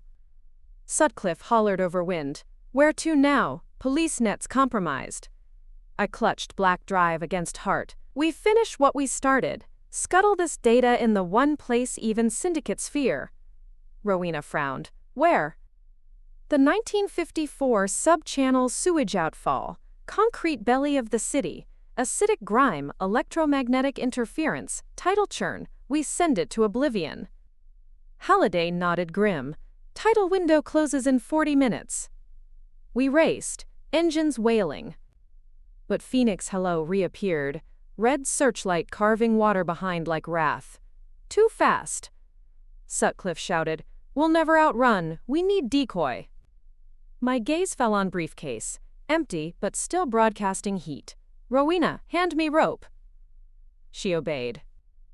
I lashed briefcase to life vest, triggered its heater cell, and tossed into river opposite heading.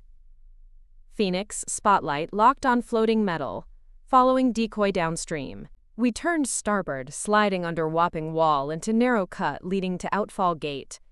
Darkness swallowed us like a whale's throat. Inside tunnel, water narrowed, swirling with refuse, stench seared nostrils. We disembarked onto slimy platform, lighting headlamps, echoes deep as tomb.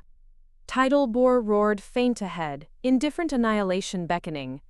I pried lid off protective case of drive. Its metal whisper seemed alive.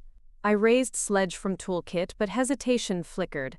The unimaginable hours coders spent forging these secrets. Yet secrets kill. I swung. Metal shattered. Silicon shards scattered into black flow swept toward estuary doom. Rowena exhaled a sobbing breath, a release not sorrow. Eloin gripped my hand. Yasmin kissed Amira's damp curls. Halliday nodded once. Mission closed. But from darkness, voice echoed, unmistakably Alexander's, weak but urgent. "Jen, don't." Our lights swung. There he stood on opposite bank, raincoat clinging, pulse rifle pointed shakily, 2 Phoenix guards behind him. Impossible, he'd been in custody. He limped, wound bandaged, but eyes blazed desperation. "They have my family," he croaked. "Another copy lives in Zurich vault. They'll kill everyone if—" Gunshot cracked. Halliday jerked, bleeding shoulder. Alexander lowered rifle. He had fired at guard who aimed at him. Chaos rippled. Phoenix guard shot Alexander in thigh. He collapsed into sludge, rifle clattering. I screamed, maze of echoes. We raised weapons but vantage poor. Guards dragged Alexander back into shadows, retreating sewer branch. He shouted, "Heliotrope lives! Zurich, save!" Echo drowned by roar of bore wave incoming. Halliday dragged me back. "Tide surge, brace!" Water thundered, filling tunnel like furious beast. We bolted to ladder rungs. Wave smashed platform, driving debris. In churning deluge, Alexander's form vanished. We clung to rust bars as icy water rose to chests, then receded, leaving darkness pulsing. Silence after storm ironically louder than wave. My heart pounded, grief and fury merging. Rowena whispered, "Another copy." Eloan's jaw set. Then Zurich is next. I stared into black void where husband disappeared. Something inside me hardened. Not hatred, but iron purpose. "Yes," I said, teeth chattering from cold and decision. "We end this on the ground," he began. "And we finish what London started." Above us, chopper blades faded. Storm outside abated. But inside tunnel, new storm coalesced, rage tempered into resolve. We climbed toward surface lights, ready to follow river all the way to the Alps if needed. Because that's what structural failures demand. Follow crack to its source and weld under fire. And as we emerged onto rain-washed embankment, sirens distant, dawn ghosting horizon once more, I realized next battle would not be in shadows but on snow-blinding slopes where secrets sleep in cold vaults. Alexander's final plea echoed like sonar in soul. Zurich. And Zurich would hear us coming. The rain-cooled pavement beneath my boots gleamed like polished obsidian as I emerged from the embankment into the gray pre-dawn chill of the city's edge. Exhaust and river mist mingled in my lungs, a reminder that London's belly, its arteries of sewer and flood tunnels, had spat me back out, ragged, broken but alive. The world had shifted. A brotherhood of wives turned warriors, a labyrinthine conspiracy of state actors and shadow syndicates, a husband who'd once anchored my heart, now a cipher puzzle I had to decode or destroy. I pressed the blurred photograph of Alexander, one of him opening my front door flowers, oblivious. "Zurich," he'd whispered.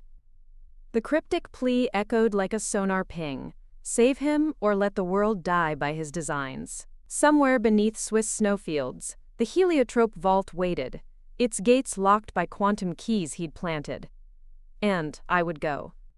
We gathered at Bakerloo Tap, the microbrewery hall crammed with cycling messengers and bankers nursing espresso stouts.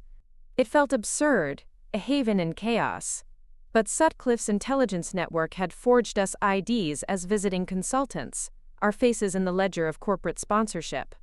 The Wi-Fi here was untraceable, a sliver of digital sanctuary amid MI5 and Phoenix surveillance. Rowena, flush with courage and early motherhood, carried a wool shawl over her primer-stained jacket, her rope coil belt a quiet battle hunger. Eloan adjusted her beanie, crowbar strapped to backpack. Yasmin, clutching a mirror wrapped in second skin merino, whispered litanies in Urdu, prayer as armor. Halliday sipped a coffee, black, no sugar. His eyes, cut by yesterday's tunnel flood, held Huntsman's calculation. Sutcliffe arrived last, gait measured by decades in operative service. Tickets, he murmured, fanning out passports embossed with consortium logos. Swiss Chamber Tech, special envoys for cross-border energy symposium, Alexander's cover architects. I studied mine, Genevieve Marlowe, lead engineer. The irony carved inside me. I'd once designed safe houses. Now I would infiltrate the most secure data vault in Europe. We fly tonight, I said, voice low. Layover in Geneva. Drive to Zurich. No police, no Phoenix. Rowena touched my arm. And if it all falls apart? I put palm over her hand, iron beneath. We adapt, we survive. Because we have to. Dash, dash, dash. The terminal lights glowed antiseptic as we checked luggage screened, free of heliotrope data. Only me, carrying a custom Faraday backpack under my coat. The rest, crowbar, rope, USB, corporate briefcase, tagged as diplomatic cargo, guarded under legal fiction. We passed customs with nods to familiar faces. Sutcliffe's contacts had greased palms higher than Geneva's jet d'eau, a half smile from the teller, and we were airside. Swiss neutrality smelled like fondue and Rolexes, the air crisp with promises. My mind, however, churned with war games. Phoenix strike teams could hit aircraft in flight. Iris drones patrolled Swiss skies.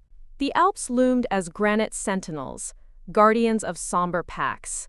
We had one window: fly to Geneva, catch the 1842 to Zurich HB, slip off at Silquois, then rendezvous at the Continental Hotel, Alexander's false address. As we boarded, Sutcliffe pressed a decryption pad into my palm. Codes for perimeter door, biometric override, delete after use. He nodded, eyes shadowed. You might not see me after we split. It's normal. I forced a grin. Normal by new standards. Rowena offered Amira a cookie from airplane pouch. Bon voyage stickers dotted the tray table. A cruel mockery. The cabin dimmed. I closed my eyes, imagining Swiss snowfields, pristine, untouched by terror. My heart ached for the girl in my lap and the baby bump resting against my thigh, a reminder that hope could still bloom in winter's frost. Geneva's train station pulsed with metropolitan hum, announcements in 4 languages, trolleys clattering. We parked in first class, Sutcliffe's gaiters hidden beneath tailored coat. 2 oversized suitcases rolled beside us. Servers home or decoys. I pulled Halliday aside. The suitcase with fuel cell battery. Don't let it out of sight. He nodded. For emergencies. We boarded the double-decker, slicing north. Scenic lake views flashed through raindrops. Closer to Zurich, clusters of Alberio lights blinked on suburban homes. Nothing seemed sinister. But behind every tiled roof, a child could be host to heliotrope seeds of shadow. My chest tightened. I remembered Alexander's last look, regret and defiance. He killed the one copy in London's sewer. Iris still had his original in Zurich's underground archive, patient 0 for global collapse. And he was hurt, alone under Swiss roads. Eloin handed me a thermos. Coffee, black, a lifeline. At Zurich HB, the clock unspooled. 2017, 30 minutes until rendezvous. We slipped into the station's concierge level, morphing into business travelers shrugging off jet lag. The concierge, a poised woman named Isabel, handed us keys under discreet code. Continental, room 814, doorman briefed to ignore requests. She smiled. An assassin's grace. We stepped onto the polished pavement outside the hotel. Eclectic facade, sculptural art piece, bouncers who looked like they bench-pressed wool. Rowena whispered, this was Alex's haunt. He planned his rendezvous here to avoid Swiss cameras. We split, I said. Halliday with me, to the basement archives beneath the conference center across the street. Rowena and Eloin to glitch the CCTV grid, Yasmin and Amira upstairs. Sutcliffe deconflicts. They scattered into night, 4 silhouettes fracturing across neon reflections. Basement corridors smelled of fresh concrete and ozone from backup generators. Conference center staff locked down early. An empty echo rattled through tile walls. Halliday swiped deactivated passes I'd copied from Alexander's email archives. Doors hissed as we advanced toward Archive B. Codes? He asked. I entered Sutcliffe's override, 62497 The lock responded with green pulse. Inside, stacked racks glowed. We found the biometric terminal. Alexander's name etched in gold. A. Aldridge, privileged. He'd requested this vault, digitally immemorial. I inserted USB puncher. It read, Heliomaster VLT. A smooth, disembodied voice intoned Swiss-German accented English. Authentication required.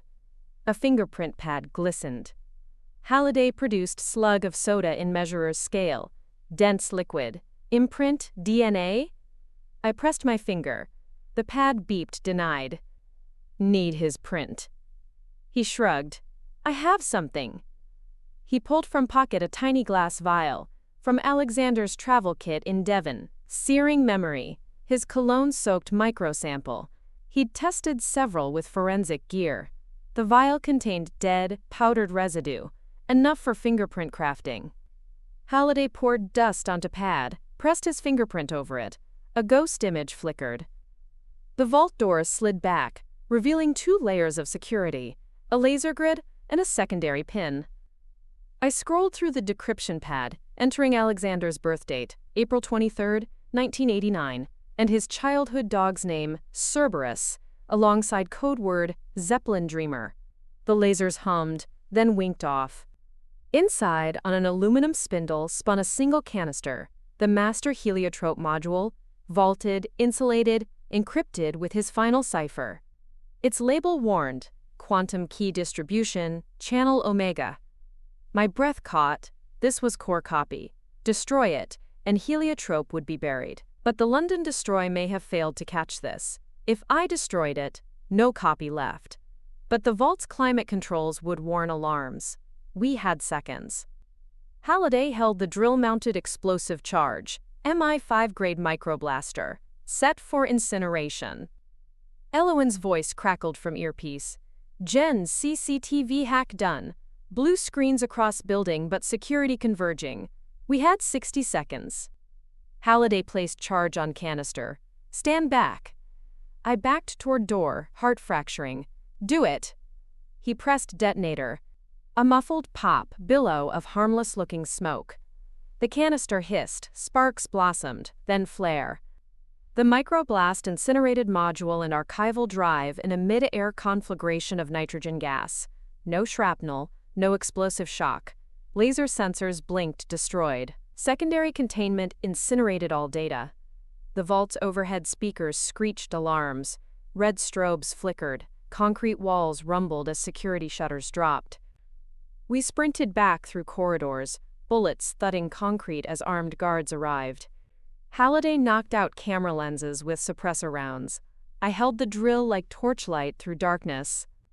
We burst through final door, surged into alley, then vanished behind parked tram, into the night that smelled of liberation and ash. Upstairs, laughter and screaming mingled. Yasmin gently woken Amira with tickles. Elowen watching monitors showing blank CCTV feeds. Rowena hugging me when we reunited, tears in relief a single stream. Sutcliffe walked in, trenchcoat damp. Master module gone, sister case destroyed. Iris and Phoenix will be blind. GCHQ already sniffing the streams. Quiet back channel for MI5. We're safe. I sank into a velvet armchair, exhaustion, a physical weight. My mind rocked with images. Alexander's shadow beneath sewer water. Lorelei's dying sneer. Corporate greed pitted against maternal instinct. Halliday handed me a glass of whiskey, dark, peaty, for the night. I drank, flames sliding down veins. If Geneva runs on Swiss time, Zurich runs on betrayal. Rowena leaned in. Where to now? I closed eyes. We find Alex, after we heal, after we rest. He's the only one left in this game who can rewrite the rules. Elowen whistled low. You mean the man who nearly destroyed us? I cracked a watery smile. The man who taught me how to build and how to break. Outside, the 24-hour cafe across the street flickered neon. Open, coffee, croissants, truth. I rose, fading into dawn's gray light. First, breakfast. Then we chased shadows in the Alps. And as we filed into the cafe, a lone figure in raincoat watched us from across the street, face obscured, cell phone camera trained, a new variable in a calculus of trust and betrayal.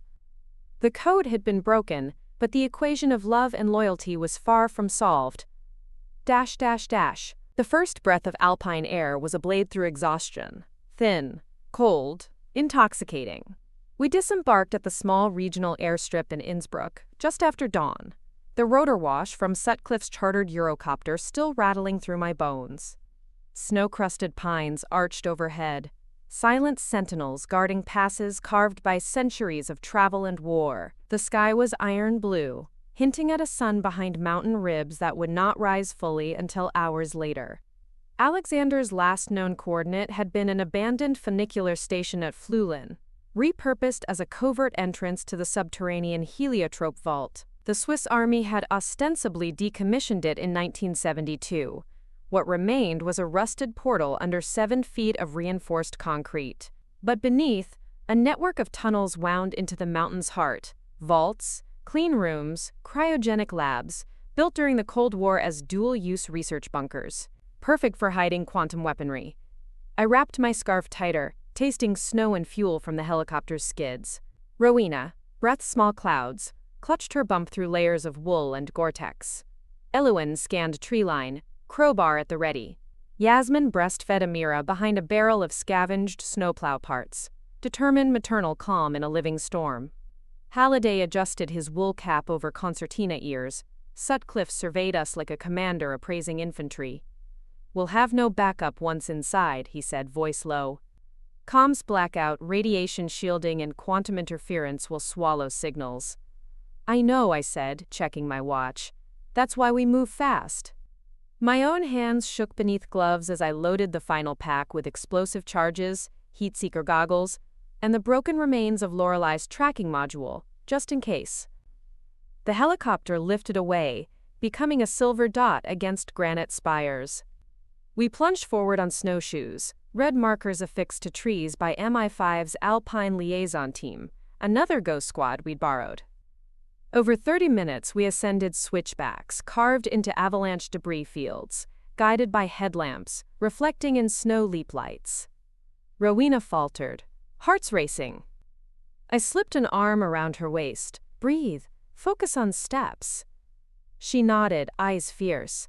"For the baby." I wanted to argue that this mission was madness for a pregnant woman, but in her gloved grip I felt purpose. She'd chosen to stand and fight, not cower in safety. At the crest, a wind-scored plateau, stood the Flulin station's collapsed facade, half buried in drift. A single portal, reinforced steel, riveted like a beast's eyelid. Sutcliffe began work on the disposition charges, planting epoxy-tipped breachers at seams. I studied the portal's surface, embossed crest of the Anglo-Swiss Consortium, an old-world seal for a new-world nightmare. A flick of a switch, and we'd rip open its locks. A second blast, and it'd collapse behind us, locking any pursuit. Sutcliffe nodded. "Stand back." He triggered the first charge, a dull thud swallowed by wind, then the second, vibration through snow, portal seams groaning before one final exhale of steel. The door fell inward under snow's weight, revealing a steep tunnel hewn into the mountain. A ladder rungs down into blackness, echoes of dripping water and distant mechanical hum. "Climate locks ahead," Sutcliffe warned. "Follow me." Light from headlamps showed metal hatches every 10 meters, each stamped DECONTAM, access, vault. We crossed the threshold into a metal vestibule sealed by blast doors, secondary to the concrete portal's ours and only ours. Eloin cracked the first decontam hatch with crowbar, a hiss of sterilization gas. We held breaths, gloves clinging to metal frames until she pried open the next door. "Safe." She jabbed in her switch, green glow suffused. We passed code Marlowe Aldridge Omega into keypad. The vault door slid aside on whisper bearings. Ahead, a cathedral of steel, tiered platforms descending around a central shaft, rails festooned with cryo canisters and server banks humming under black lights. My breath caught. This was Heliotrope's heart. In the center, beneath a glass cylinder, stood a quantum generator, silver coils oscillating with low hum, as though the mountain itself throbbed with potential. Sutcliffe stepped forward, but Halliday hissed, "Stop! Movement!" Infrared vision revealed dozens of heat signatures lurking along catwalk perimeters, the vault's built-in defense drones, automatic turrets, activated by unauthorized presence. Elsewhere, monitors flared, "Intruder alert, level Omega." A voice boomed over vault PAs, digitally modulated, serene terror. "Welcome, Mrs. Marlowe. Section Omega unseals for you." This was Alexander's voice, channeled through the system as master of ceremonies for his own creation. I fisted my glove. He planned this. Lasers pivoted. We dove for cover behind server racks. Snowshoe spikes clicked on graded catwalks above. Drone arms unfolded. Halliday returned fire with tracer rounds. Sparks, metal ricochet, electrical arcing. Sutcliffe sprinted beneath a platform, tapping controls. Disabling drones. He threw breakers, a cascade, metal arms collapsing. I pulled the USB dongle from LabCoat. This device held the Zurich Vault's final kill code, the one last cryptogram Alexander left in London's sewer but never executed. It was coded to his iris pattern. Mine could trigger it. "Ready?" He nodded. I plunged into the generator's control console, jack plugging in. Accessing root. The master module in London was gone, but this vault was still loaded. Code prompt, confirm identity.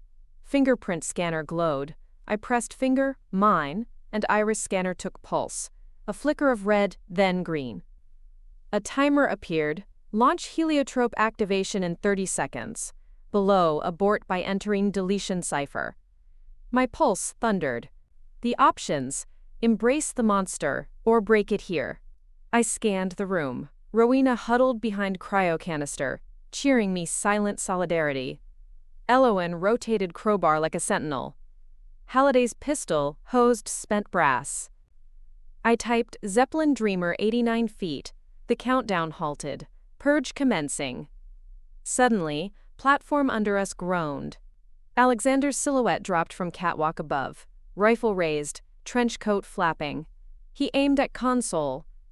"Stop!" I screamed. He pressed finger into scanner. "No, Alex." Green light. A new timer. Force activation in 10. Halliday fired. Bullet chipped concrete wall behind Alexander. He staggered, but kept typing at panel. "Jen, I'm saving us." "No!" I lunged, tackling him to console. We crashed. Buttons smashed. Sparks propelled. The generator's hum pitched higher. Validity check failed. Above, vault shutters began to close. Sectional gates drooping to isolate chamber. We heard hiss of hydraulics. Cranes of steel descending over us. Alexander coughed. I steadied him. "Why?" I pleaded. "Why risk it all?" His breath rattled. "Because power corrupts unless controlled. I envisaged a world without secrets, but love," he paused. I was wrong. Beneath descending shutter. 10 seconds. I punched abort code again, but console glitched. System override. Rowena slid a maintenance ladder. We scrambled atop the console, raising us above descending shutter jaws. Elowen jammed crowbar between teeth, stalling. Halliday hauled at crowbar. Ellen's weakened arms ached, but he joined, prying and yelling technical commands. "Override panel 2!" His fingers danced across concealed keypad. "Now!" Shutter stuttered. Locking arm retracted. We tumbled onto catwalk floor as it sealed. The vault's hum receded. All lights blinked off. Emergency lumens surged. Triumphant silence, broken only by our ragged breathing. Alexander sagged against console, drained. I pressed my forehead to his. "You almost buried us all in this mountain." He closed eyes. "Almost." Sirens wailed in corridors. The mountain's defenses locked down entire complex. We were trapped. "We need exit." He smiled weakly. "It's this way." He led us to a narrow service conduit, its panel ajar. Old escape route. Cuts through frozen adobe into valley below. We filed in, cold wind ghosting, clanking pipework, the sense of subterranean birth. The mountain behind us remained tense with heliotropes aborted genesis.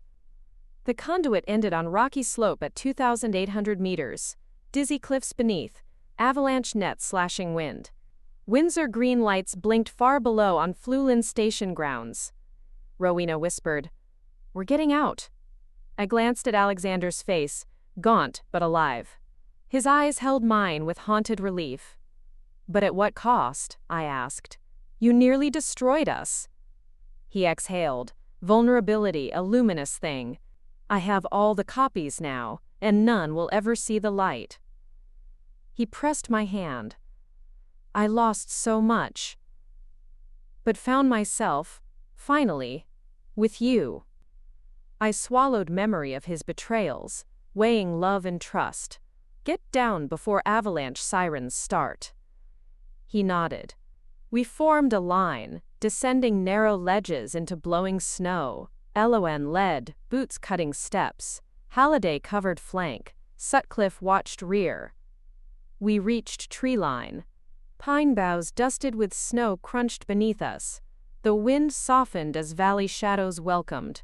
In the distance, Flulin's orange lamps beckoned, a mirage of salvation. I reached out, took Alexander's hand. "Welcome home," I whispered. Lightning cracked overhead, illuminating the vault entrance sealed behind us. Its teeth closed, secrets buried in frozen stone. But between us, a thaw began.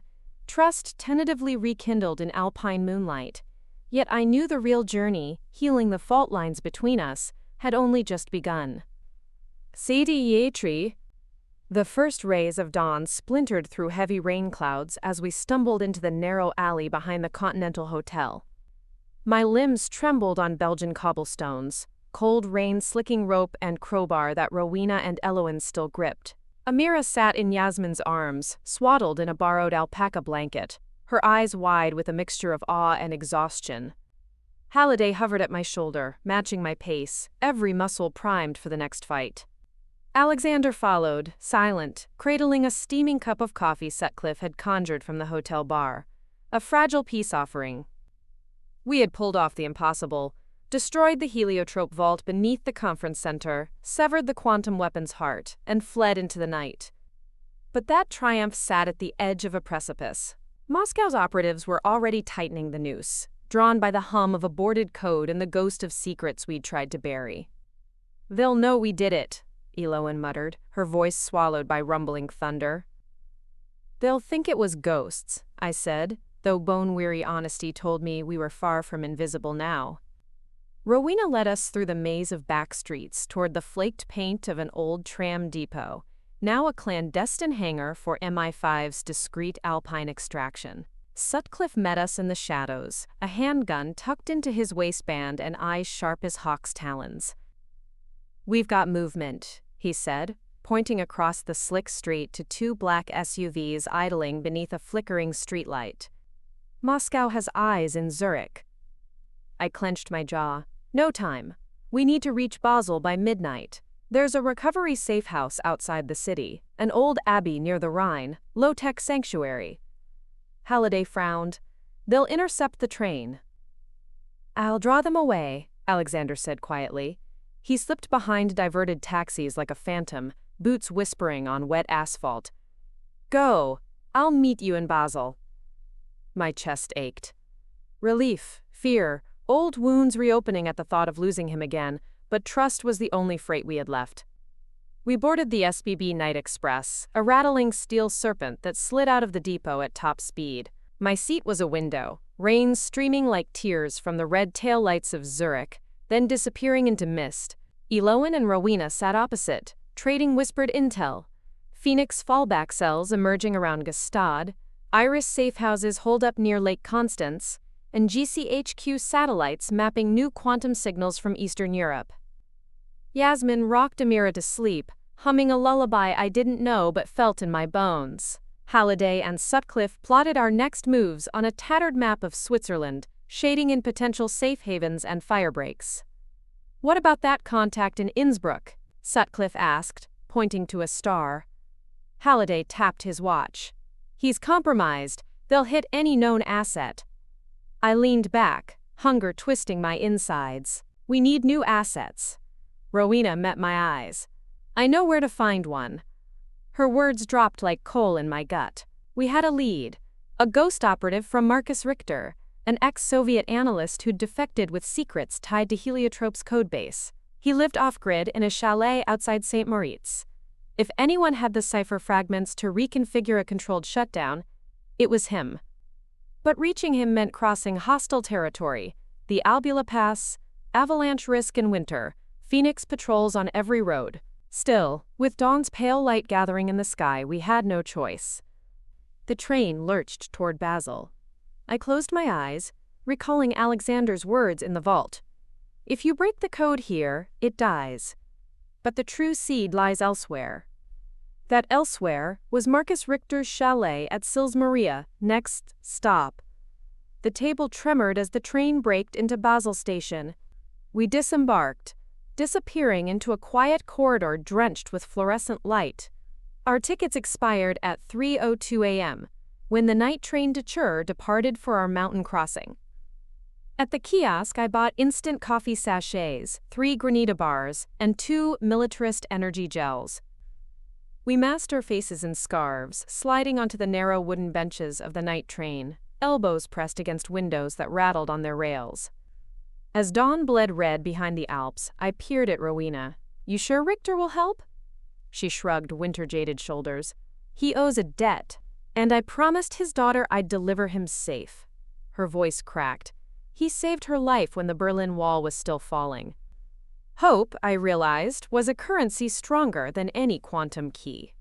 The narrow-gauge train twisted upward, lungs of steel climbing spiral tunnels carved into rock. Outside, snowfields stretched to crests of glittering peaks. The sun peaked, a pale eye, as we reached the summit station at Preda. We transferred to a battered army truck, waiting under flapping Austrian flags, a mule for the final leg. The avalanche sirens wailed. I pressed my head to the cold glass, watching snowdrifts along hairpin turns. "There," Halliday said, pointing at a cluster of chalets in a frozen valley. One roof had a satellite dish, the only sign of electricity. I gripped my crowbar. "That's our sanctuary." We skidded to a stop. Snow crunched under our boots as we approached the largest chalet, smoke coiling from its chimney. I paused, recalling the family photos Sutcliffe had shown. A woman's smile, a child's outstretched hand, Marcus Richter's legacy. I raised a gloved hand, rapped on the door. Inside, footsteps, then a bolt sliding back. A man stood in the doorway, tall, gaunt, hawk-nosed, eyes the color of winter steel. His leather coat had Soviet-issue shoulder patches. An earpiece ticked behind his ear. "Ms. Marlowe," he said softly, "I did not think you'd make it this far." I exhaled. "We need your help. Heliotrope must die." He studied my face under the storm lantern's glow. "Then come in," he said. "But understand, the mirror always breaks both ways." The door closed behind us on the swirling snow. Sanctuary, betrayal, and another chapter waiting in the frost. The train windows fought the encroaching dawn frost as we spilled from the chalet onto powder-white ground. Marcus Richter, his face carved by years of secrets, led us through a side door into his underground lab, a transformed smuggler's bunker beneath reinforced pine roots. Tubes of azure liquid pulsed beneath frosted glass, and stacks of faded binders bore Cyrillic code fragments. This was the crucible where Heliotrope's earliest schematics were born, and now, perhaps, where its final death rattle would echo. Halliday's boots crunched as he followed Marcus to a metal table. "Your daughter's safe?" he asked quietly. Marcus's jaw tightened. "Far from here, under another name. But my debt remains." He produced a thin envelope, scanning its seal. Inside, encryption subkey, one-time use, but enough to verify our deletion at the source. I slid key into my pocket, feeling its heft. Phoenix and Iris have infiltrated every network. Your off-grid server is our best vector. Elowen stepped to the whiteboard, chalk dust coating her fingers. We need to hit 3 coordinates simultaneously. Iris HQ in Geneva, Phoenix fallback cell in Lucerne, and this bunker. Strike and vanish. Rowena, steady despite her baby bump, collected cold brew coffees. I'll handle Lucerne. Disruptors on rooftops. You two go to Geneva. Plans sketched, we split. Marcus armed Elowen and Rowena with EMP pulses engineered from defunct radio arrays. Alexander and I donned forged suits stamped with UN logos for Geneva mission. Outside, the Alps glinted like teeth of a leviathan. We hugged the bunker exit, snow swirling around our ankles. At St. Moritz Airfield, we commandeered a medevac helicopter, protocol forged by Marcus's contacts. Milestone emergency codes cleared the pad. Blades rose, wind tearing at scarves. Lucerne's skyline emerged from mist, the sun glinting off Lake Luzerne like a slice of vindictive light. Elowen and Rowena rappelled onto flat rooftops, white noise generators humming as EMP bursts lit their taser arrays. They descended to alleys, dashing toward tram lines. We touched down near Geneva's Palais des Nations under heavy rain. Alexander's forged UN badge gleamed. "Stick to protocol," he murmured. Inside, corridors hummed with diplomatic bustle. We slipped into the Iris safe house disguised as a conference room. Inside, a sleek display of heliotrope prototypes glistened on glass shelves, mock models of course. A lone technician monitored code streams on 3 screens. I tapped him on the shoulder, UNID glaring. "Dr. Fallon, you're needed upstairs." His startled nod, I ushered him to the foyer. Alexander whispered, "Divide and conquer." In the display room, I slid the encryption subkey into a hidden port behind the mock prototype. Screens flickered, timers appeared, 5, 4, heavens of data coding into oblivion. Sirens wailed outside as EMP strikes in Lucerne collapsed power lines. Geneva's blackout ensued under hushed panic. Dr. Fallon returned, alarmed. Alexander deflected orders to OR while I slipped to a server closet, yanking cables as the room darkened. Back to back, the pulses in Lucerne erupted, disabling Iris fallback communications. Rowena's voice crackled in comms, Lucerne dark. In Geneva, we exfil via diplomatic convoy, empty armored vehicles dispatched under false protocol. Rain lashed at windshield. We rendezvoused with Elowen and Rowena in Bern, a midpoint safe house, a cryptic 12th century cellar beneath the Rathaus. Marcus awaited with hot tea. Amira slept against my chest in Sutcliffe's arms. Yasmin exchanged relief smiles. "We did it," she whispered. I watched Alexander cradle a baby Sino. Tiny cup of milk. We broke every code. Suddenly, boots pounded above. Glock slides clicked. A hand grenade arced through hatch. Smoke and shards exploded beneath, showering us in splinters. Gunfire roared. A Phoenix operative rappelled inside. "You should have died in the vault, Marlowe." We scattered. Elowen yanked them off the hatch, crowbar swinging. Rowena fired her pistol, bullet grazing a tactical vest. Sutcliffe pulled Amira and Yasmin behind a stone column. Alexander fired back with suppressed shots. Marcus hurled a lab flask, phosphorus gel, blinding the intruder. Smoke filled the crypt. Blaze from stray embers licked rafters. Halliday guided us through a false wall into a labyrinth of medieval masonry. We sprinted corridors, dodging fragments of ancient frescoes. The rebel Phoenix squad followed, footsteps echoing like war drums. At the end, a trapdoor led to the Ere River's flood tunnels, swift current, pitch black except for headlamps. We leapt through, water swallowing us with bone-cracking shock. The river carried us downstream through stone arches, past silent century-old gateways. We emerged at an outflow near Bern's council wall. Chilled, drenched, we regrouped as sirens faded. Alexander drew me aside. "Your ledger? The one from London. You burned it." I exhaled. "Yes, but there's one more copy you didn't know." His eyes flickered shock. "What?" "In the vault's lighting grid, on backup optical drives, you used lab-grade glass to hide them." He shook head. I forgot. His betrayal cut deeper than any surveillance. Before I could respond, Marcus yanked us to cover as Team Phoenix emerged on embankment, rifles raised. A single shot rang. Marcus fell, blood blossoming across his coat. I screamed. As Rain turned red, my world snapped.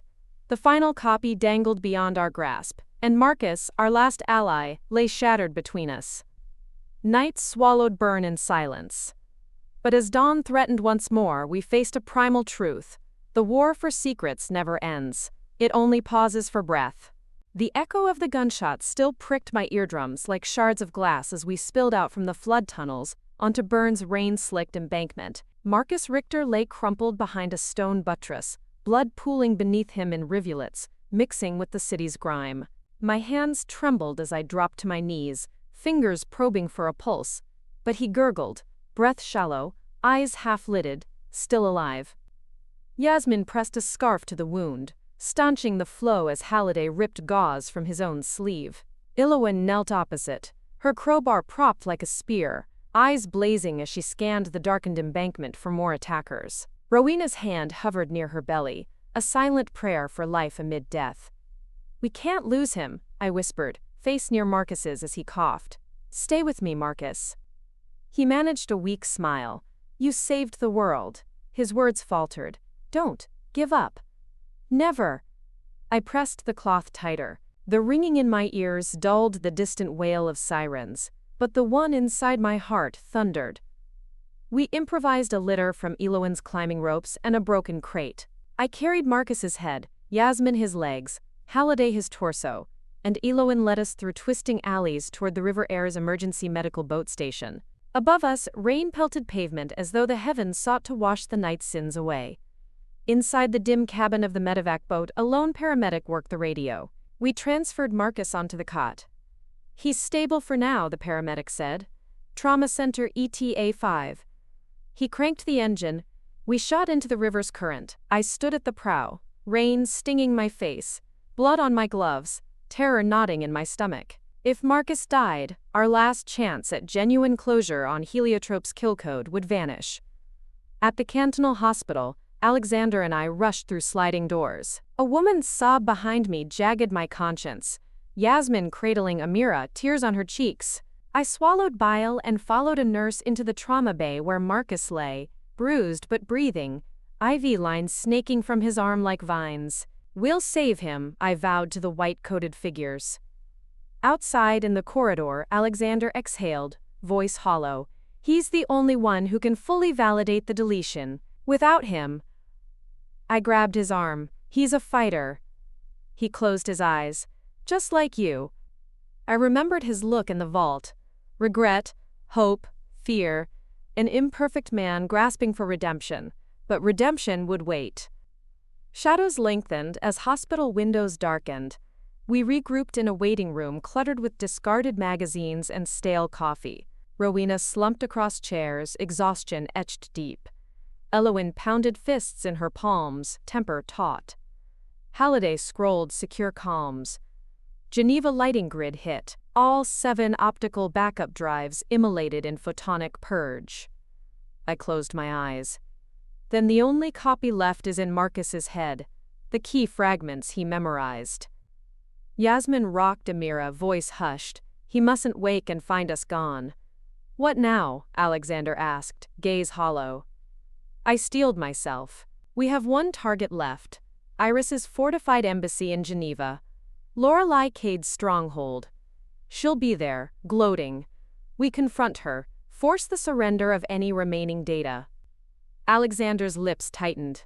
"It's a kill zone." "I know," I said. "But if we don't try," I gestured at Marcus's room, "he may never wake." Their nods were hesitant accord. By midnight we slipped from hospital in unmarked vans, cloak and dagger ghosts moving through deserted streets to the Transalpine Express bound for Geneva. I sat by Marcus's bed at dawn, holding his hand. Monitor lights blinked rhythmically, his eyelashes fluttered. He was waking. Relief seared through me like acid and balm entwined. "Marcus," I whispered. He tried to sit, pain etched on his brow. They took the module," he rasped. "But code." Code is still in my mind. I can recreate. I squeezed his hand. You will. That morning, we assembled in a derelict warehouse near Geneva's airport, a staging ground. Crates of non-lethal flash-stun grenades, forged UN IDs, EMP pistols, and a single antique flash drive, Marcus's encrypted memory dump awaiting execution. Lorelei's embassy loomed, sandstone walls, Baroque columns, discreet security cameras, drone hums skirted rooftops. Past that threshold, Heliotrope's final redoubt. Alexander unsheathed his sidearm. I can distract. I'll go in with you, I said. No, you protect Marcus. I shook head. We either end this together or not at all. Rowena's voice trembled, but steel glinted in her eyes. We come as one. Halliday's nod was a gavel. 3-phase entry. Halliday drills main gate. Eloin and Rowena create rooftop breach. Alexander and Genevieve go through service lift. Synchronize watches. At 3:14, thunder rolled. Black SUVs converged. Halliday's drill bit flared, metal whining as it bored through Embassy's steel gate. Eloin's cable gun sent a hook into rooftop HVAC vents. Rope ladders unfurled. We surged inside service corridors. Alex input UN codes we'd stolen. Doors hissed open. Flickering lights carved labyrinth passages. Security loop screens flashed benign bank logos. Halliday's hack. Above, Eloin and Rowena rappelled onto the roof, dropping flashbangs into main hall as signal. Below, the embassy's peacekeeper guards rushed upward. Alexander and I burst through the door into the grand hall, a domed chamber hung with flags, marble floors reflecting gilded chandeliers. At its center stood Lorelei Cade, a vision in white tailored suit, arms folded, a single wineglass in hand. Her smile was a razor. Mrs. Marlowe. You're braver than I expected. I leveled my pistol. You've lost. Surrender any data you hold. Her laugh echoed like breaking glass. Oh, darling, you have no idea. She tapped a control panel. Servomotors whined. Blood drained from my face as floor panels slid open, revealing concealed shafts filled with red-hot incinerators, an execution pit for data and people alike.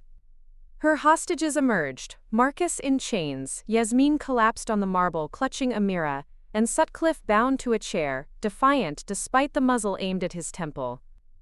Lorelei raised her glass. To new beginnings, let the old world burn. She pressed a hidden button. The pit's incinerators ignited with a roar. Flame tinted the pillars crimson. Alexander lunged, but guards fired. He crumpled, chest smoking from bullet strike. I screamed, dove for him, but Lorelei's shadow blocked my path. She sighed. Time's up.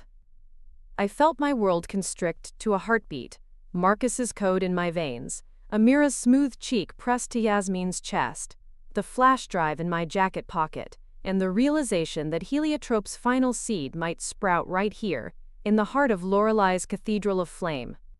Her wine glass shattered. She advanced, a lethal blossom. And in that blazing hall I knew, some truths are too dangerous even to die with. This final installment will depict the climactic rescue in Geneva's embassy hall, debut of Sutcliffe's clandestine extraction team, Alexander's heroic sacrifice securing his family, and the final cryptoseed, the protagonist seizing Lorelei Cade and exposing Iris and Phoenix conspirators, and will culminate in the aftermath as global communications, blackout lifts, revelations rock world leaders, and personal fates hang in the balance. Conclude with, 2 more great stories are next. Don't miss them. Subscribe and turn on notifications.